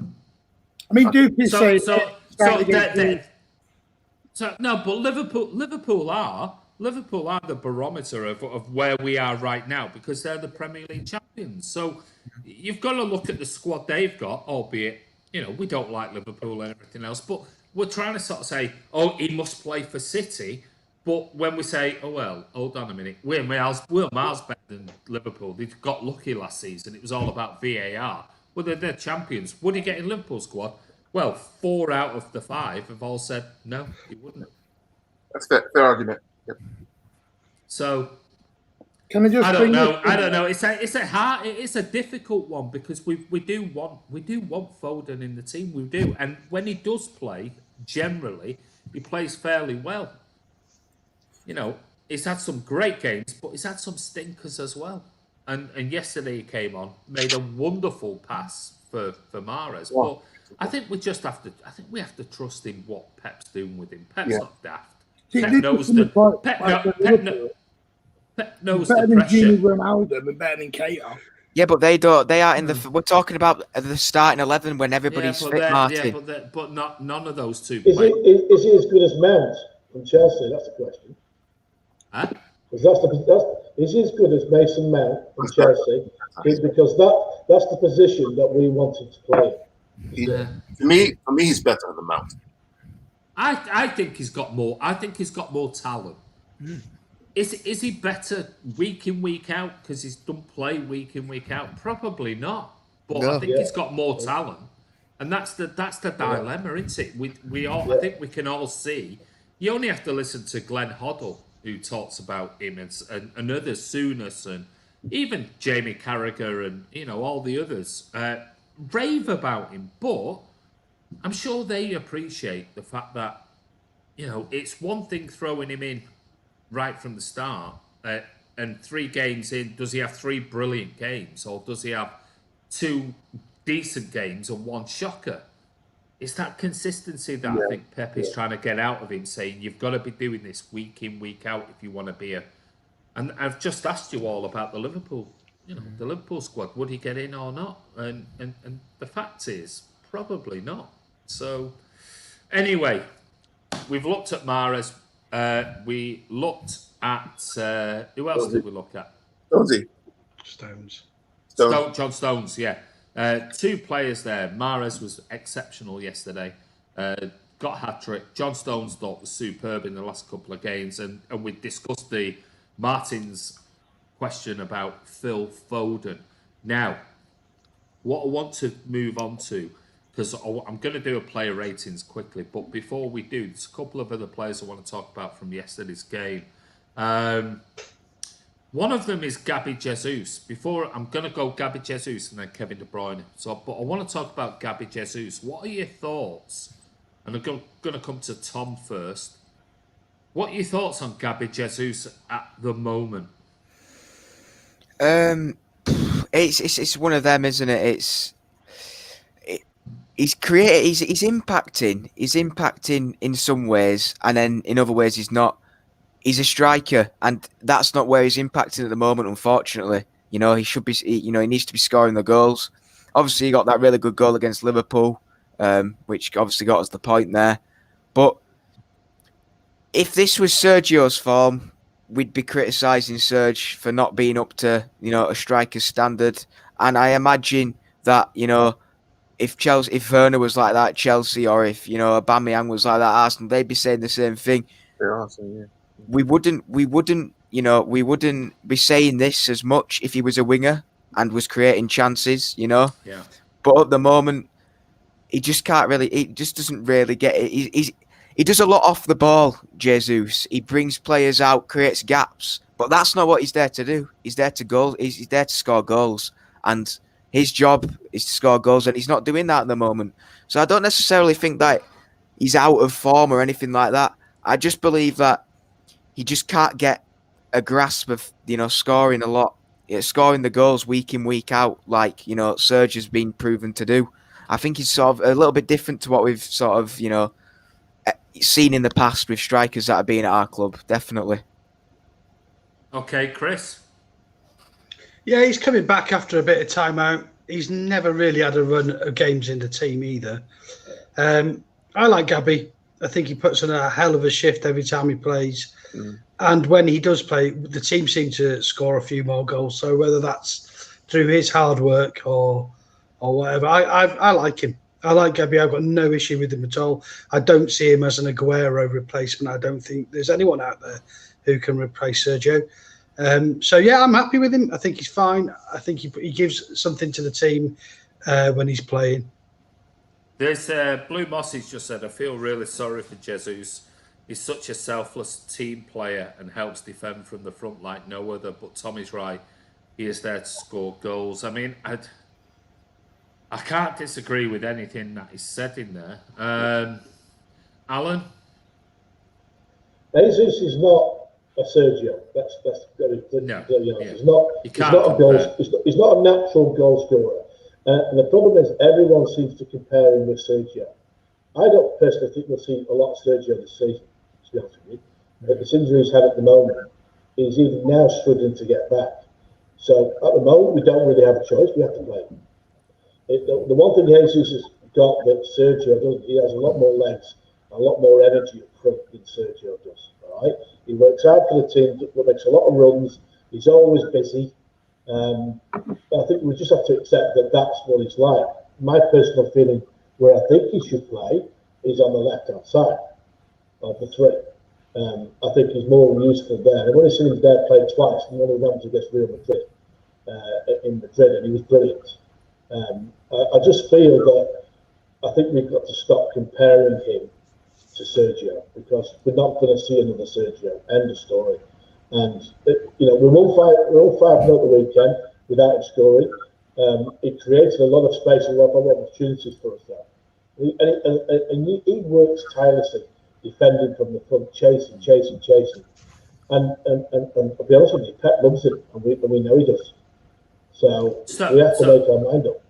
My point on this is then, and this is what a lot of us do. We go, is he a Sergio Aguero? No, he isn't. And we shouldn't compare Sergio Aguero to Jesus, in my opinion. Now, if people want to compare him, fine.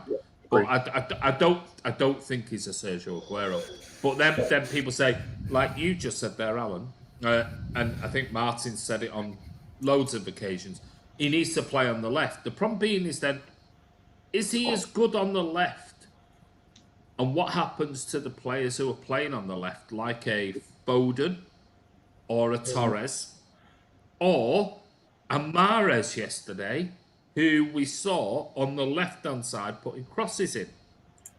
So does it mean accommodating a Jesus onto the left at the expense of somebody else? And then if Sergio's not fit, who else plays up front? And this is the conundrum with Jesus I have, is that I love Gabby. I think his work rate is phenomenal, and I love the way he gets around the place. But I do think he's one of those players that is 1 goal in 10 chances. Yeah. And what I've seen so far this season is that Ferran Torres has taken far more chances than Gabby Jesus has in those positions. But Andy, wasn't Dzeko exactly the same? Yeah.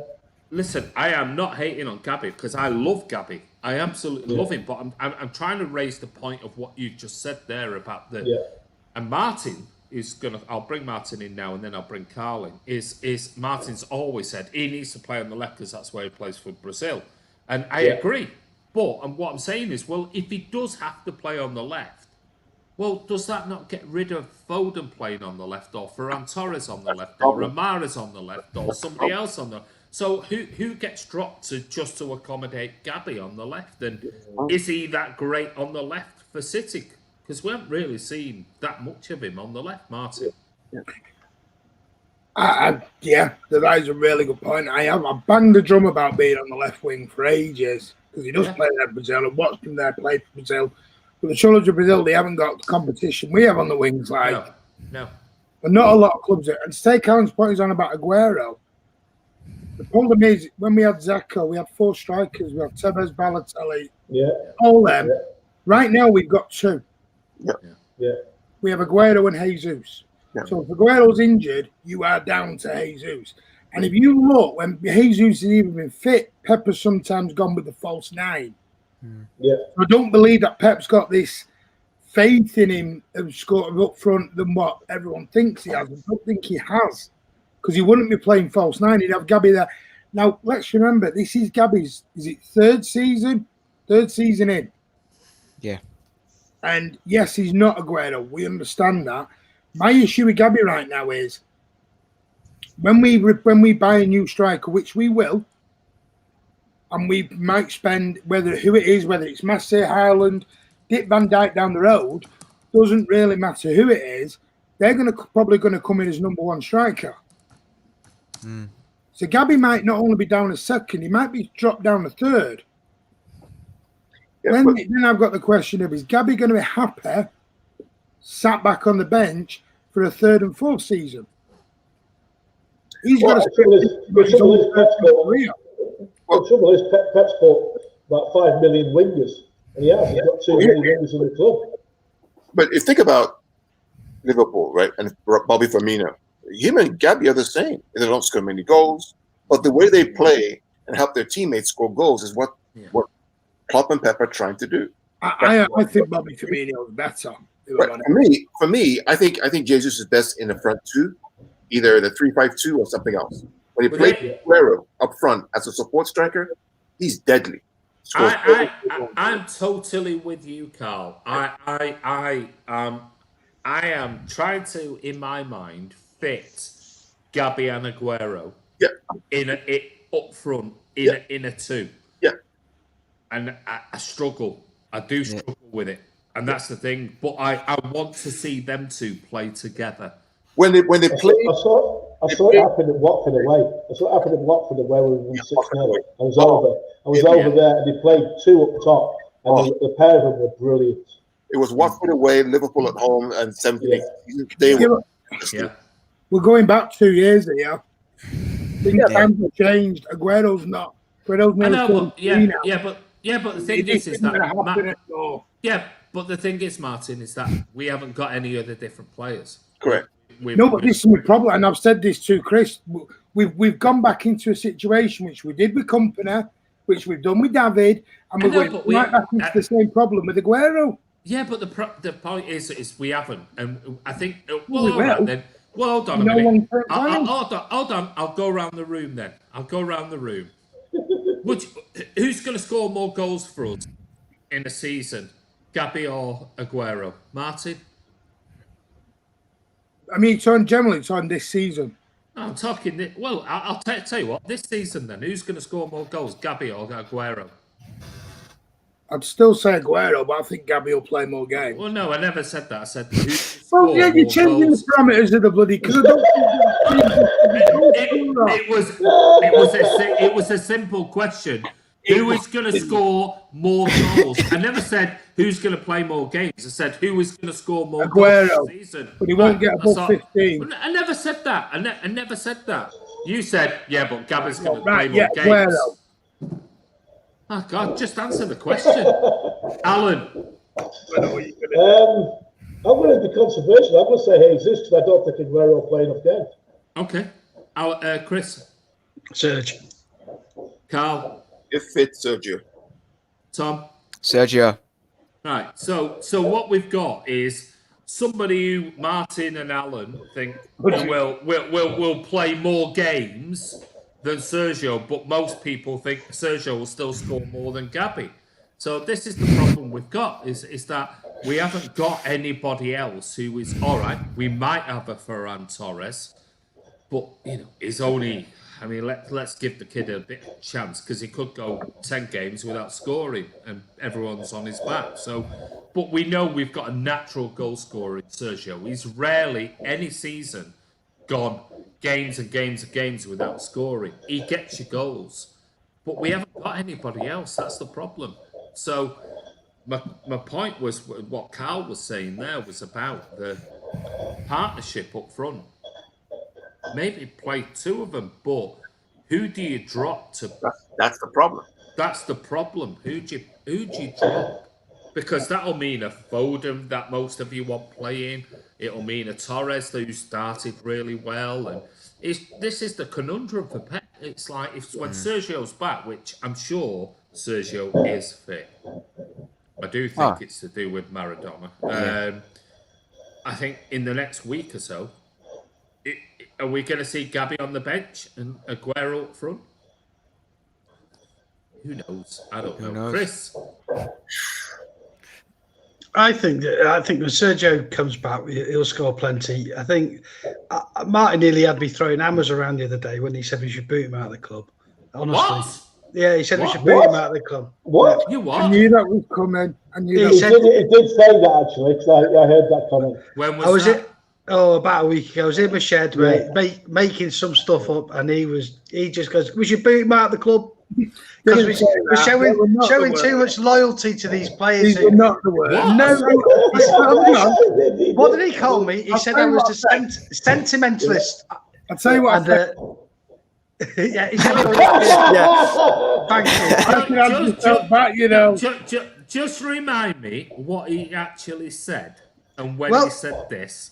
It was about a week ago, and he said that we keep making the same mistake with David. Wow. And we did it with who else did it? That David Silver is top Vinny. of La Liga. Vinny. Yeah. Did it with Vinny. Showed too much loyalty to our legends, basically, and we should boot Sergio out of the club. Wow. I had to turn off the chainsaw. But he wanted Koulibaly to replace that legend Vincent Kompany. He was doing this at the same time as well when he's saying it. I think he was trying to wind me up, and it worked. Right, we're going to bring the shameful one on. Go on. Whatever you do, please make sure that your next words are very carefully thought out. Because if you said that, kick him off the channel. You are definitely going. You're gone. Go on. Sacked in the morning. You're getting sacked in the morning. Explain yourself. Oh, he's on his phone as well. I'm getting attacked. I'm getting attacked. No, you're not. My wife's telling me to shush because I'm too loud. She's in bed now with the. Well, explain why you're getting so angry. I'm sure she'll understand, Andy. You want me to explain? Because I didn't. Yes, I do. I did say it, and I didn't say it in the way these two are making out. I didn't say boot him out of the club. My exact words were. Yes, you did. Excuse me, Lower Leonard. I'm quiet in the corner. My exact words were: I said, we're making the same mistake. What we did with David, what we done with Company, with no long-term planning. People are going on about Messer, banging on about Messer, which I was, but now I'm done it. I don't want a 34-year-old Messer and a 33-year-old Aguero up top with a combined age of 67 years old. Cal, you can moan and groan all you want. If you want Dad's Army in the team, I don't want to come out to a Dad's Army theme tune, mate. We are not Newcastle from '99 getting Ian Rush, Stuart Pearce, and everyone else.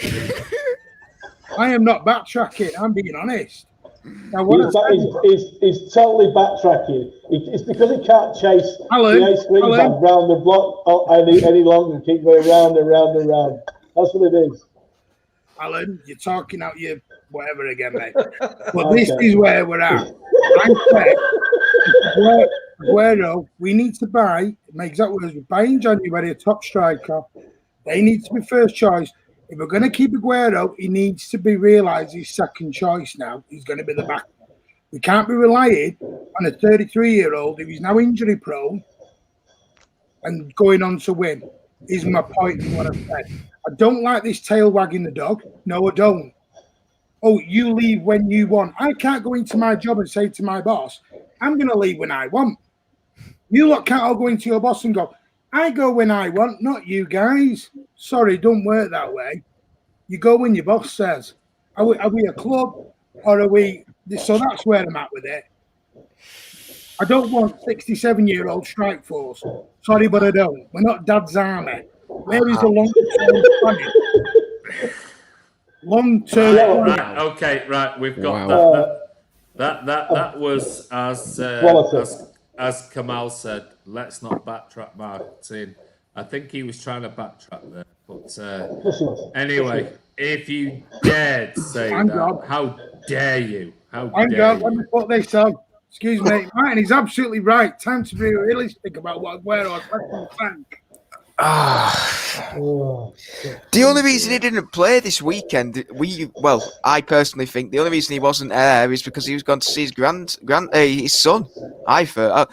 Hang on, stop putting that up. I do get your sentiment, though, Martin. People are getting it. Tail wag the dog. Yeah. There you go. Great rant, Martin. There you go. Great rant about how the best striker of our club's history isn't good enough anymore. I know. Frightening. Frightening. It's not easy to find players like that. Because he's the greatest striker ever. Pipe down. You've had about 20 minutes of your gob. I know, right, but again. Again. Oh, great! Oh God! You can't shut him up, can you? You ask him to be quiet. He just keeps. There's no chance, mate. There's no chance. If he's seething now, that makes him worse. It's not easy to find players like David Silva. City will be planning ahead, maybe a rebuild for next season. Did Aguero not play 3 games this season coming off injury, and it did absolutely nothing, or did everyone forget that? I think you're missing the question there, Mr. Roll Up. So maybe if you listen to the question, you might understand what we were talking about. But when Aguero came back, he scored on 1 goal from a penalty spot. Well, apparently that was in 3 games. Just remind me how many Gabby scored and what his stats are compared to there. After all he's done for the club, he can go when he wants. Yeah. We should still get a striker though. Yeah, I agree with that. We struggle long term. Plan core top players. I agree. Yeah, there's something. Yeah, Martin, you're getting some laughs here. Do you want me to bring you back? Are you going to behave yourself? Are you going to behave yourself and I'll bring you back? Do you need to go for a wee-wee? Hey, there you go. Yeah, no, but I can just remove you back off there. So, go on, I'll bring him back. Right, if you behave yourself now. If you've been for your wee-wee. Right, on to... Before we do the player ratings for yesterday, Kevin De Bruyne. Tom, going to come to you first, then Chris, and then Carl. Kevin De Bruyne yesterday. What were your thoughts on that performance? Unreal, absolutely unreal from Kevin yesterday. It was like seeing Kevin from, the season's gone by where he's just torn away defences.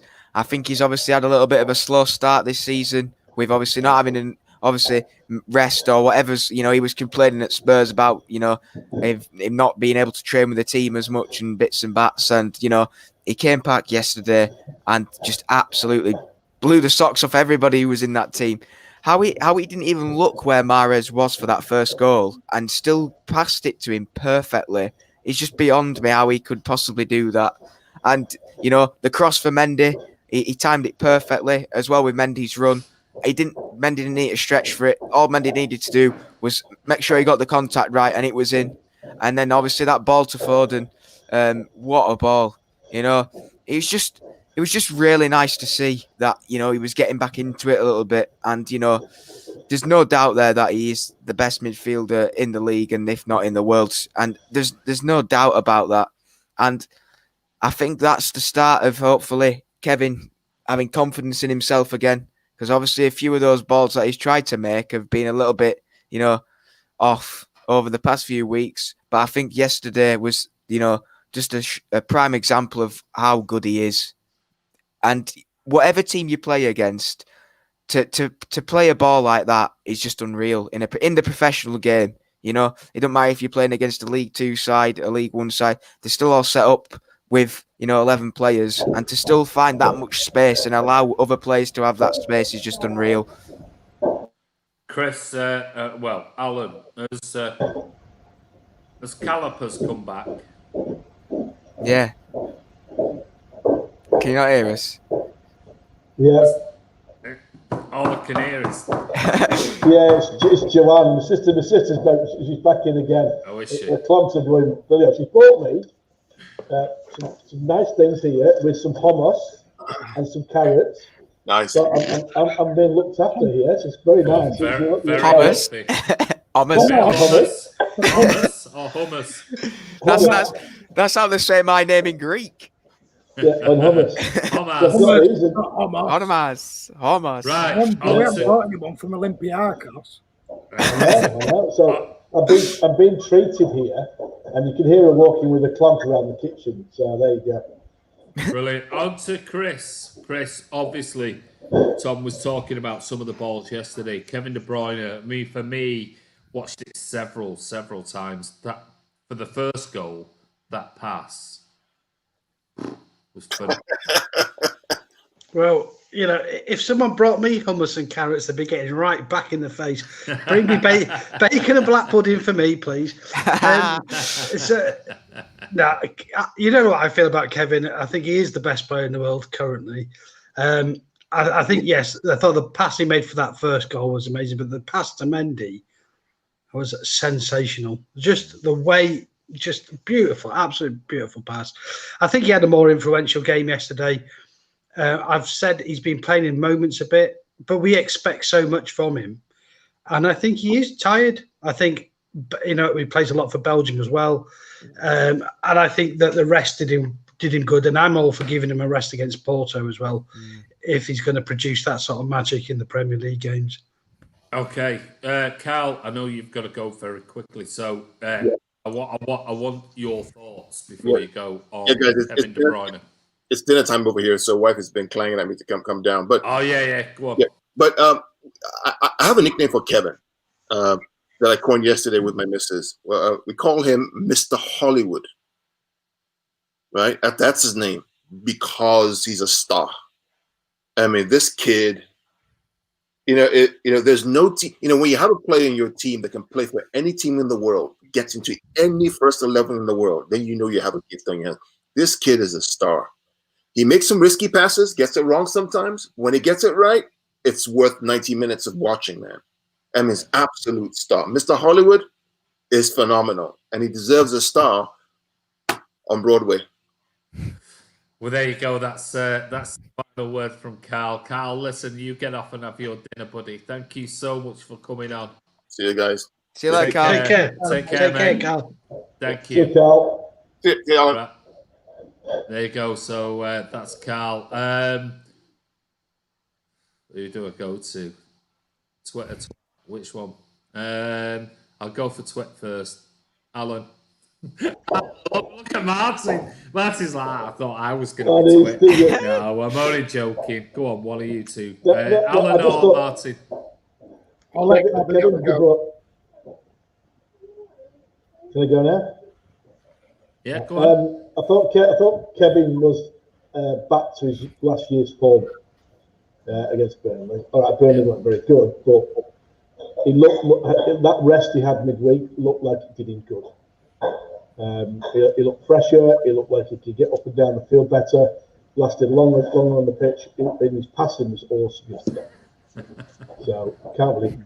Can you hear the tapping going on? No. Yeah, no, it's Dupe having a go at Martin. Maybe the tapping sound is from the closet because he has Koulibaly trapped.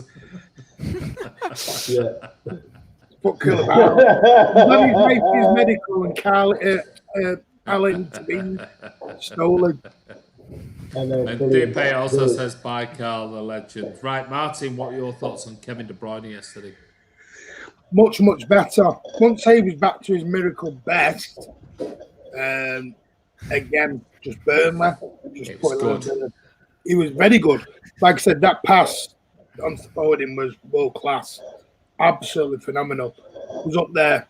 But I don't think he'll be rested against Porto. No, I don't.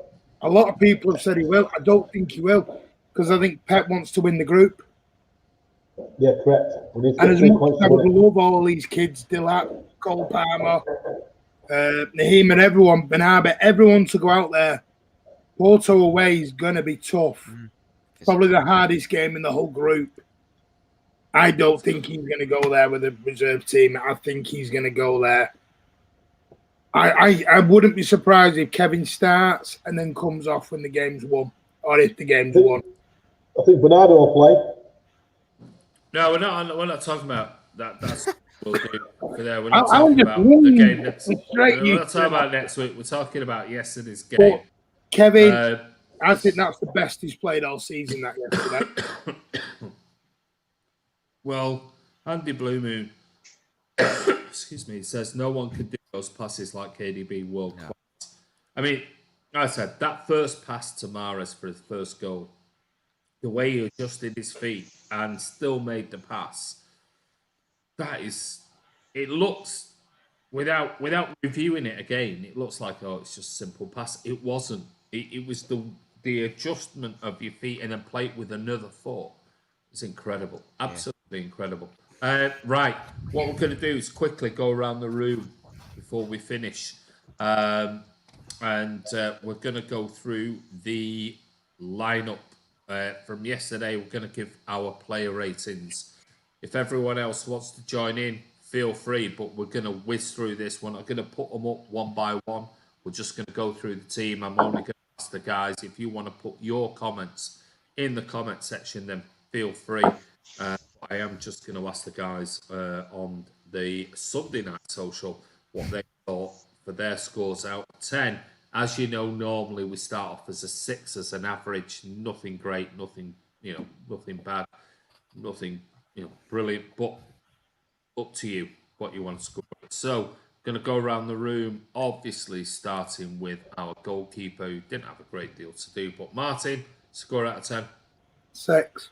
Don't need explanations. 6. Alan. 6. Chris. 6.5 for that little bit of wing play we saw. Little bit of wing play. Well, stop doing that. You should get 5.5. Yeah, never mind 6.5. Tom? He does that at Old Trafford. He's in trouble. Tell you. He's already done that once last season. 6. 6. I think that's pretty fair. I will have a look what Simon Bajowski gives for the play ratings to compare it. He gave him a 7. So to Kyle Walker then. Martin.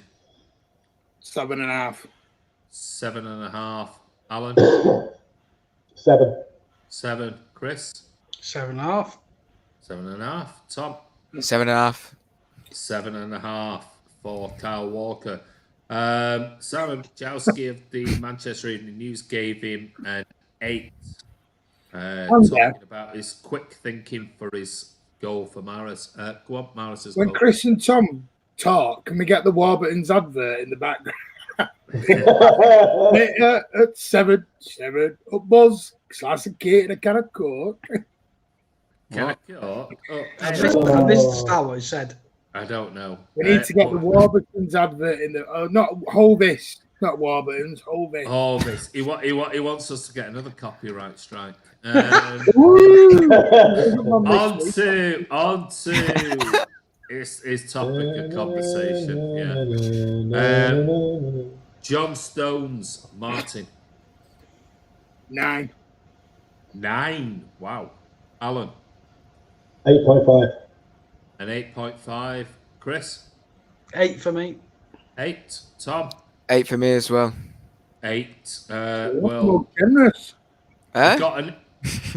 Yeah. Well, Simon Bajowski gave him an 8. Thought he was very good. So moving on to his partner yesterday, which was Ruben Diaz. So Martin. 8.5. 8.5. Alan. 8. 8. Chris. 8 for me. Great signing. Yeah, 8 Tom. for me as well. 8 for me as well. 8. Diaz gets a 7 of Simon Bajowski. So there you go. He's a bit lower than you guys. On to our left back yesterday. Finally got him back, and that was Benjamin Mendy. What a Martin. goal. What a goal. Good finish. Martin, Mendy. 8.5. 8.5. Alan. 8. 8. Chris. 8 for me. 8. Tom. 8 for me as well. Okay. Mendy. He gets an 8 off Simon Bajowski as well. Saying That's copyright.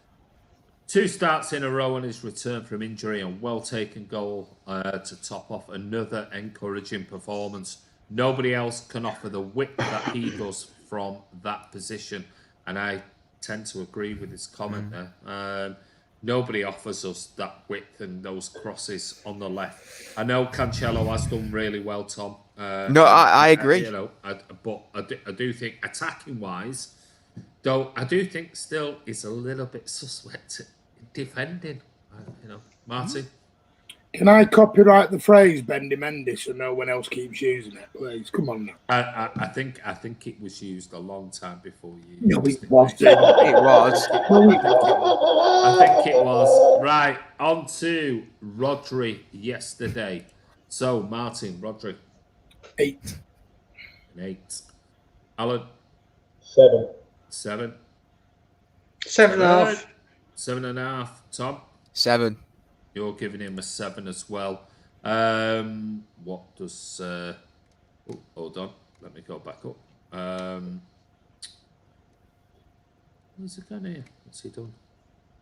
He's gone on all of his... Read the full ratings here. Sorry, it just jumped. My thing refreshed. Rodri gets a 7.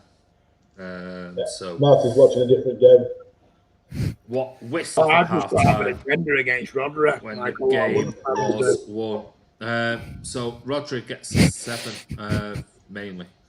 Moving on to Ilkay Gundogan yesterday. Again, somebody who I think we've all said it's a little bit slow when he plays with Gundogan, albeit it was Burnley, but somebody who I thought had a good game yesterday. But Martin? So, no, I'm only joking. 7.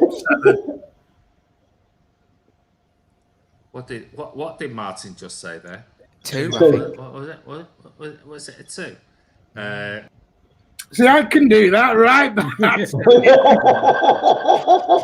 Oh, I'm back in the middle. That's better. That works out all right then. Go on. What was Gundogan? 7. 7. Alan? 7. 7.5. 7.5. Tom? 7. 7. Gundogan gets a 7 as well. Off Simon Bajowski, which leaves us on to Kevin De Bruyne. Martin? 9. 9. Alan? The same. 9. Chris? 9. 9. Sure. Tom? Full house, 9. Full house for me as well. It's a 9. I thought he was absolutely brilliant yesterday. On to somebody, we normally say 6, gets a point for every goal or whatever. Riyad Mahrez. Martin? 9.5. Alan? 10. A 10? Yep. Oh, it's like Strictly Come Dancing, this. Chris? A 9 for me. A 9. Tom? 9.5. A 9.5. So you bet that hurt Chris to say 9. That Well- I can see him seething. Couldn't he? Oh. Listen, I haven't got an agenda against anyone, mate, not like you. I'll see how to say it. Not like Sergio. So, get rid of him. Think I've about got an agenda against everyone, mate. Right, back to Simon Bajowski. Kevin De Bruyne, he gave a 9 and said Burnley couldn't handle him. 2 assists with the second particularly sublime and the heart of everything cut through City's middle. Mahrez, ridiculously good, scored the 2 goals that put City in complete control and emphatically completed his hat-trick. His touch was as sublime as ever, but his decision-making was improved as well. 9. So he gave him a 9. So there you go. So Mahrez gets a 9, some a 9.5 and a 10 for Alan. De Bruyne. Right, moving on to the up front 2, which was Torres. So Ferran Torres, Martin. 7.5. Even though he scored, he had a good 25 minutes. Scored the goal, He does that, doesn't he? He has. yeah. He's having It's like sections little in games spells. where you don't hear from him for 20 minutes. Yeah. And he's a young kid, so I'm not going to, I just worry that people are putting too much pressure on him now. And he's the next Sane. He's better than Sane. Let's just let him develop at his own. I'm just glad that we're in the 7s and upwards, because normally when we do the player ratings this season, it's been a 5s and 4s and 3s. Alan, Ferran Torres. 7, because he was in and out of the game. Chris? I'm going to give him 7.5 because he did score and he assisted as well. So, Tom? Yep. Yeah, that's the same reason as Chris. Yeah, 7.5. Okay, what did Bajowski give him? He gives him a 7. versatility and trickery were on display, and he also nearly scored with his head. The adapting to this team continues. So on to Gabby Jesus. Martin. This one I've struggled with. I really have. I'm going to give him a 7 for his work rate. Well, that's the reason why. Alan? 7. You're 7? Yeah, 7. Chris? 7 for me as well, mate. Tom? 7 for me as well. Well, you're all in agreement with Simon Bajowski, because he said an all-action performance, almost gave away a penalty with his determination to chase back and fight every cause before he teed up Torres for the 4th, and he gave him a 7. Fernandinho came on, obviously for Rodri. So we'll just quickly do a. Let's see what else. Well, we won't do Garcia because that's 70. Oh, please, lads. No. I have got an agenda with. We'll do Fernandinho. We'll do Fernandinho and Foden. So Fernandinho then came on for Rodri. It was Rodri. Yeah. It was Rodri. Yeah. So Fernandinho, good to see him back. I mean, I love him. Absolutely love him. You know my feelings on Fernandinho. I'd give him another year around the team, but yeah, but he's another. You know, he's very old. You know, we should turf him out of the club as well. Yeah, get rid of Take him out of the club with Aguero. Come on. 35. Come on, let's in your dad's army. Let's really send him out. Come on, Fernandinho. Fernandinho. Come on, Fernandinho. I'm sorry, Fernandinho. I thought he was slow. Martin. When he come on, he was slow. Martin. Yeah. I just want to score. 6. Stop going on. 6. Alan. I'd say 7. 7 for me. The one thing I liked about him, quickly, is when he got the ball, he passed it forward. Every time. You know, if you want to make a point, you don't have to you don't have to look into it. That's it. You can just stay where you are, and then we can see your face. Yeah. I agree with you, Chris. Sorry, Andy. Sorry. A 7, mate. Sorry. Sorry, I might have missed you. 7. Tom. 7. It's a 7 from Alan. What is it? He gives him a 7. A solid return to his midfield role with a full heart to build rhythm. Right, Phil Foden. Well, Phil Foden will get 4 from Martin, so we'll see him, and we'll go on to 99. Alan, what are you giving for Phil? 7. 7. Chris? 7. Tom? 7. Go on. Misery Guts. Misery Guts. An 8? An 8. Great assist. What a ball. Left foot wing.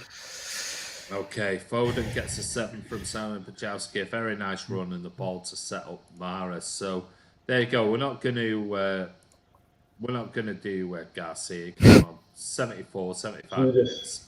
And all we'll get is a massive rant from Martin. Judas, as I called him, Judas yesterday on the watch. Yeah. Oh dear. Okay. All right. We'll finish on this then. Eric Garcia. This is going to be good. Go on, Martin. Go on, son. Anybody got any issues of the fact that he's a professional footballer, not from Manchester, and wants to go back to his home club? And it is what it is, and it's one of those football things. Or is he a Judas? Alan? I've no issue about him going. That's all. Let's just leave it there. Chris? Do I think he should be playing because you said it early? No, I don't think so. No, maybe not. Chris? Yeah, I think I pretty much agree with that. I don't blame him. He wants to go, but I wouldn't have him in the first team. Okay. Tom? I'm the same in a way.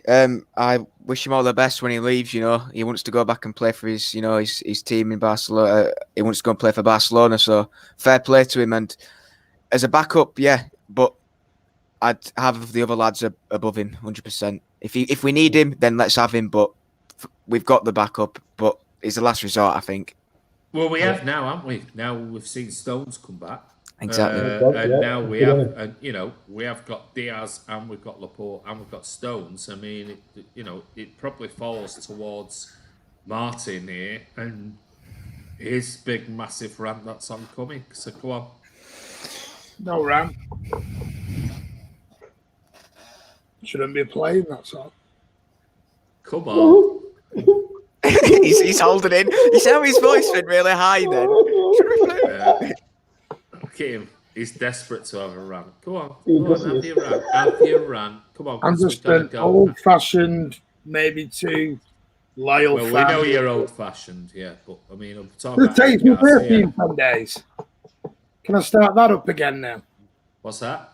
My birthday in 10 days. No, 11 days. Oh, God, here we go. Andy's doing that. It's my lad's 21st in 15 days. So your 46th birthday is 38. Thank you very much. 38, my ass. Yeah, you've had a hard life. 38. He tries to convince everyone it's 38. I'll show you my passport if you want. I'm not bothered. I've got no Jesus Christ. It's in Tenerife still, isn't it? I have enough. I have enough frights watching your face on here. Guess where the missus is booked for next year as well. Tenerife. Back to Tenerife. I thought you'd be going to Argentina to see Aguero in his old pensioners home. Yeah. No, not yet. I didn't realise there was a Sticky Vicky's in Tenerife. Tenerife. Is that where you lost your passport? Where do you think I met the missus? Ooh, right, guys.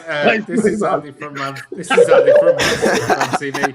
I think I really do need to take it. Yeah, absolutely. Shot there after that one. I hope your missus is not watching.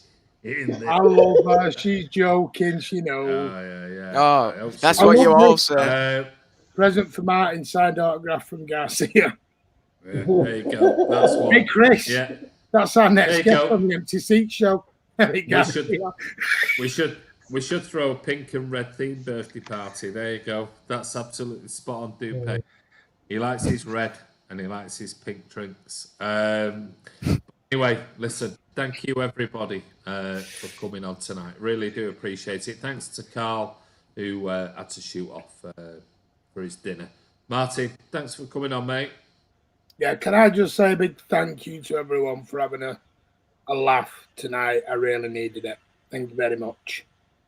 Very good. And I'm back on Wednesday with a quiz night. Oh. There you go. It'll be too hard for you, Alan. Don't worry. You don't get involved, mate. We're going to talk. It's going to be a maths quiz. 2 add 2. I'm only joking. Yeah, it'll be a quiz all about football. Alan's still trying to work it out, aren't you, mate? 7. Listen, and there will be a prize as well. From Tasmania, Alan. Yes. Thanks, mate. Yeah, can I just say a big up and get well to Clifford Shaw. He's in Manchester World with COVID, unfortunately, in intensive care. He's a massive City fan. A friend of his family, Ashley, obviously, who used to live in the same house as me in Melbourne, who lives back home now, and his dad, Paul. But Clifford, he's a really nice guy. Hope you get well soon, pal. Yeah, fingers crossed. Yeah, all the best.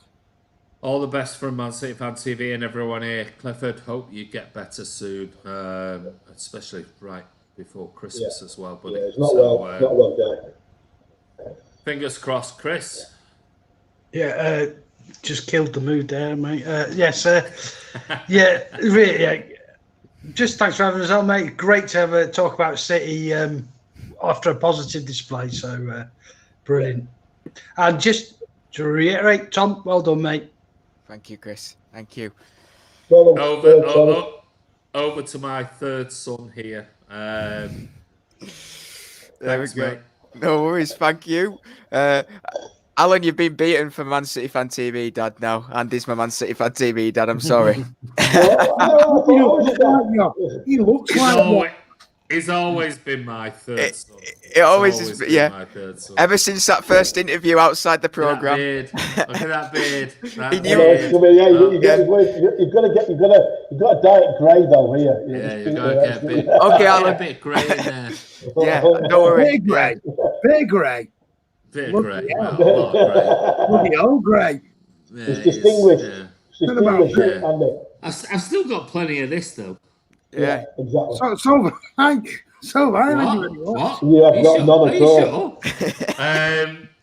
Tom, listen, well done, mate, for that challenge. It was absolutely brilliant, buddy. Yeah. Really proud of you, what you've done. Thank you. And Thank you. thank you, everybody who contributed. All the people, not just the people who contributed, who Tom knows, but everyone on Man City Fan TV, all the followers, subscribers who donated whatever you could. We really do appreciate it because it's a fantastic effort by Tom and for a really worthy cause. And we'll wait for the next one because there will be another research challenge going on when Tom finally his pace a little bit and starts running with Scott from Burnley on Thursday night preview that we did. And maybe they'll do another sort of Alzheimer's research sort of charity event where maybe it'll be run to every away game when we're back again. That'll be some challenge for Tom. That'll be good. Austin waving. Hi. That will be good. Dear.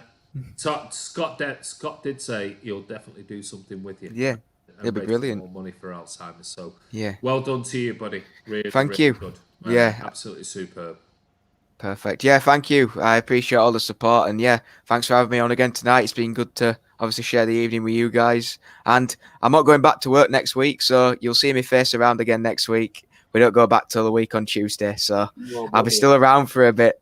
Unfortunately for you, Martin. I'll be around for a quiz.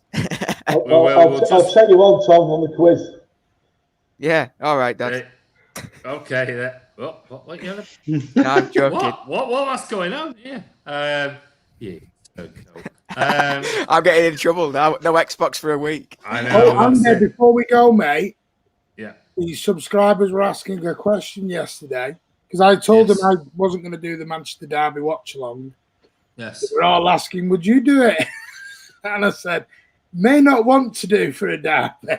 No way. I've always said it. I don't like doing watch-alongs. I've always said it. I did say it. I've been pretty upfront right from word go when I started the channel years ago. I said watch-alongs are not really for me because I like to sit down and watch the game. Watch the game, sit down and watch the game at the moment. But I like to be there. Who knows? I might do. It might be a challenge. There you go. Maybe they'll do a charity challenge for the derby.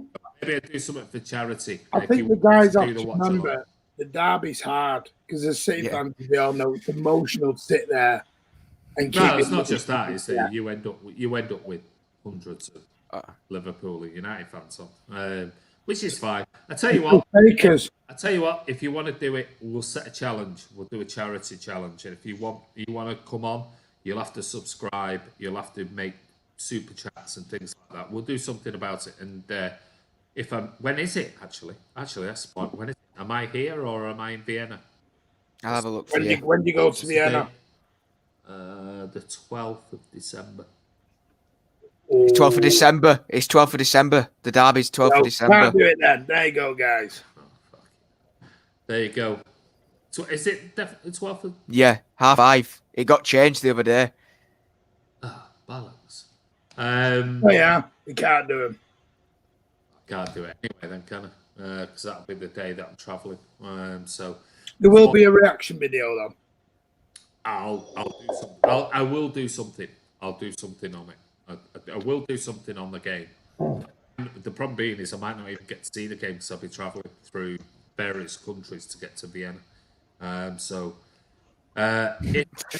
if anything changes though, down to Chris. There you go, Chris. Watch along video.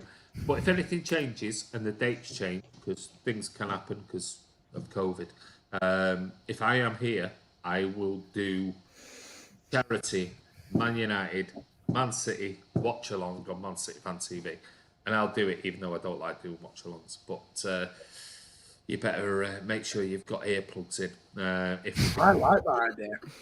So there you go. So maybe I'll do that. But like I said, if it is the 12th, I am supposed to be travelling on that day. But anyway, finally we should throw. Oh, I've done that. Why did that keep coming up? Wind your neck in. That's great. Chris should do the watch along. There you go. Everyone's wanting Chris to do the watch along. Go on, Chris. Not sober by the end of it. Exactly. Yeah, absolutely. Great show, guys. You should be paid. No, listen, it's all about you guys. That's what it's all about on Man City Fan TV. But guys, I want to say a massive thank you to Martin, Alan, Chris, and Tom, and obviously Carl, who had to shoot off earlier. But this is Andy from Man City Fan TV. Don't forget to subscribe. Hit that bell icon. Give it a thumbs up if you can. And yeah, it's tough times at the moment with COVID, and people are all over the place with football and their thoughts and ideas, and whether they like it, they don't like it, and whether they can actually really get into football, which, you know, yesterday brought a little bit of joy. But as it stands at the moment, still not the same with fans back. But we'll see what happens in the coming months. But whatever you do, take care. And hope you enjoyed tonight's Sunday night social, which is a bit of a change. But thanks to the guys, and thanks to everyone who's made loads of comments on here. We'll be back, I don't know when, maybe tomorrow, maybe, what is today? Some sunny day. Sunday, innit? Yeah, Monday, tomorrow. So maybe tomorrow, or maybe Tuesday. We will be back at some point. But take care. Have a wonderful start of the week. And take care. Stay safe, everyone, whatever you do. See you soon.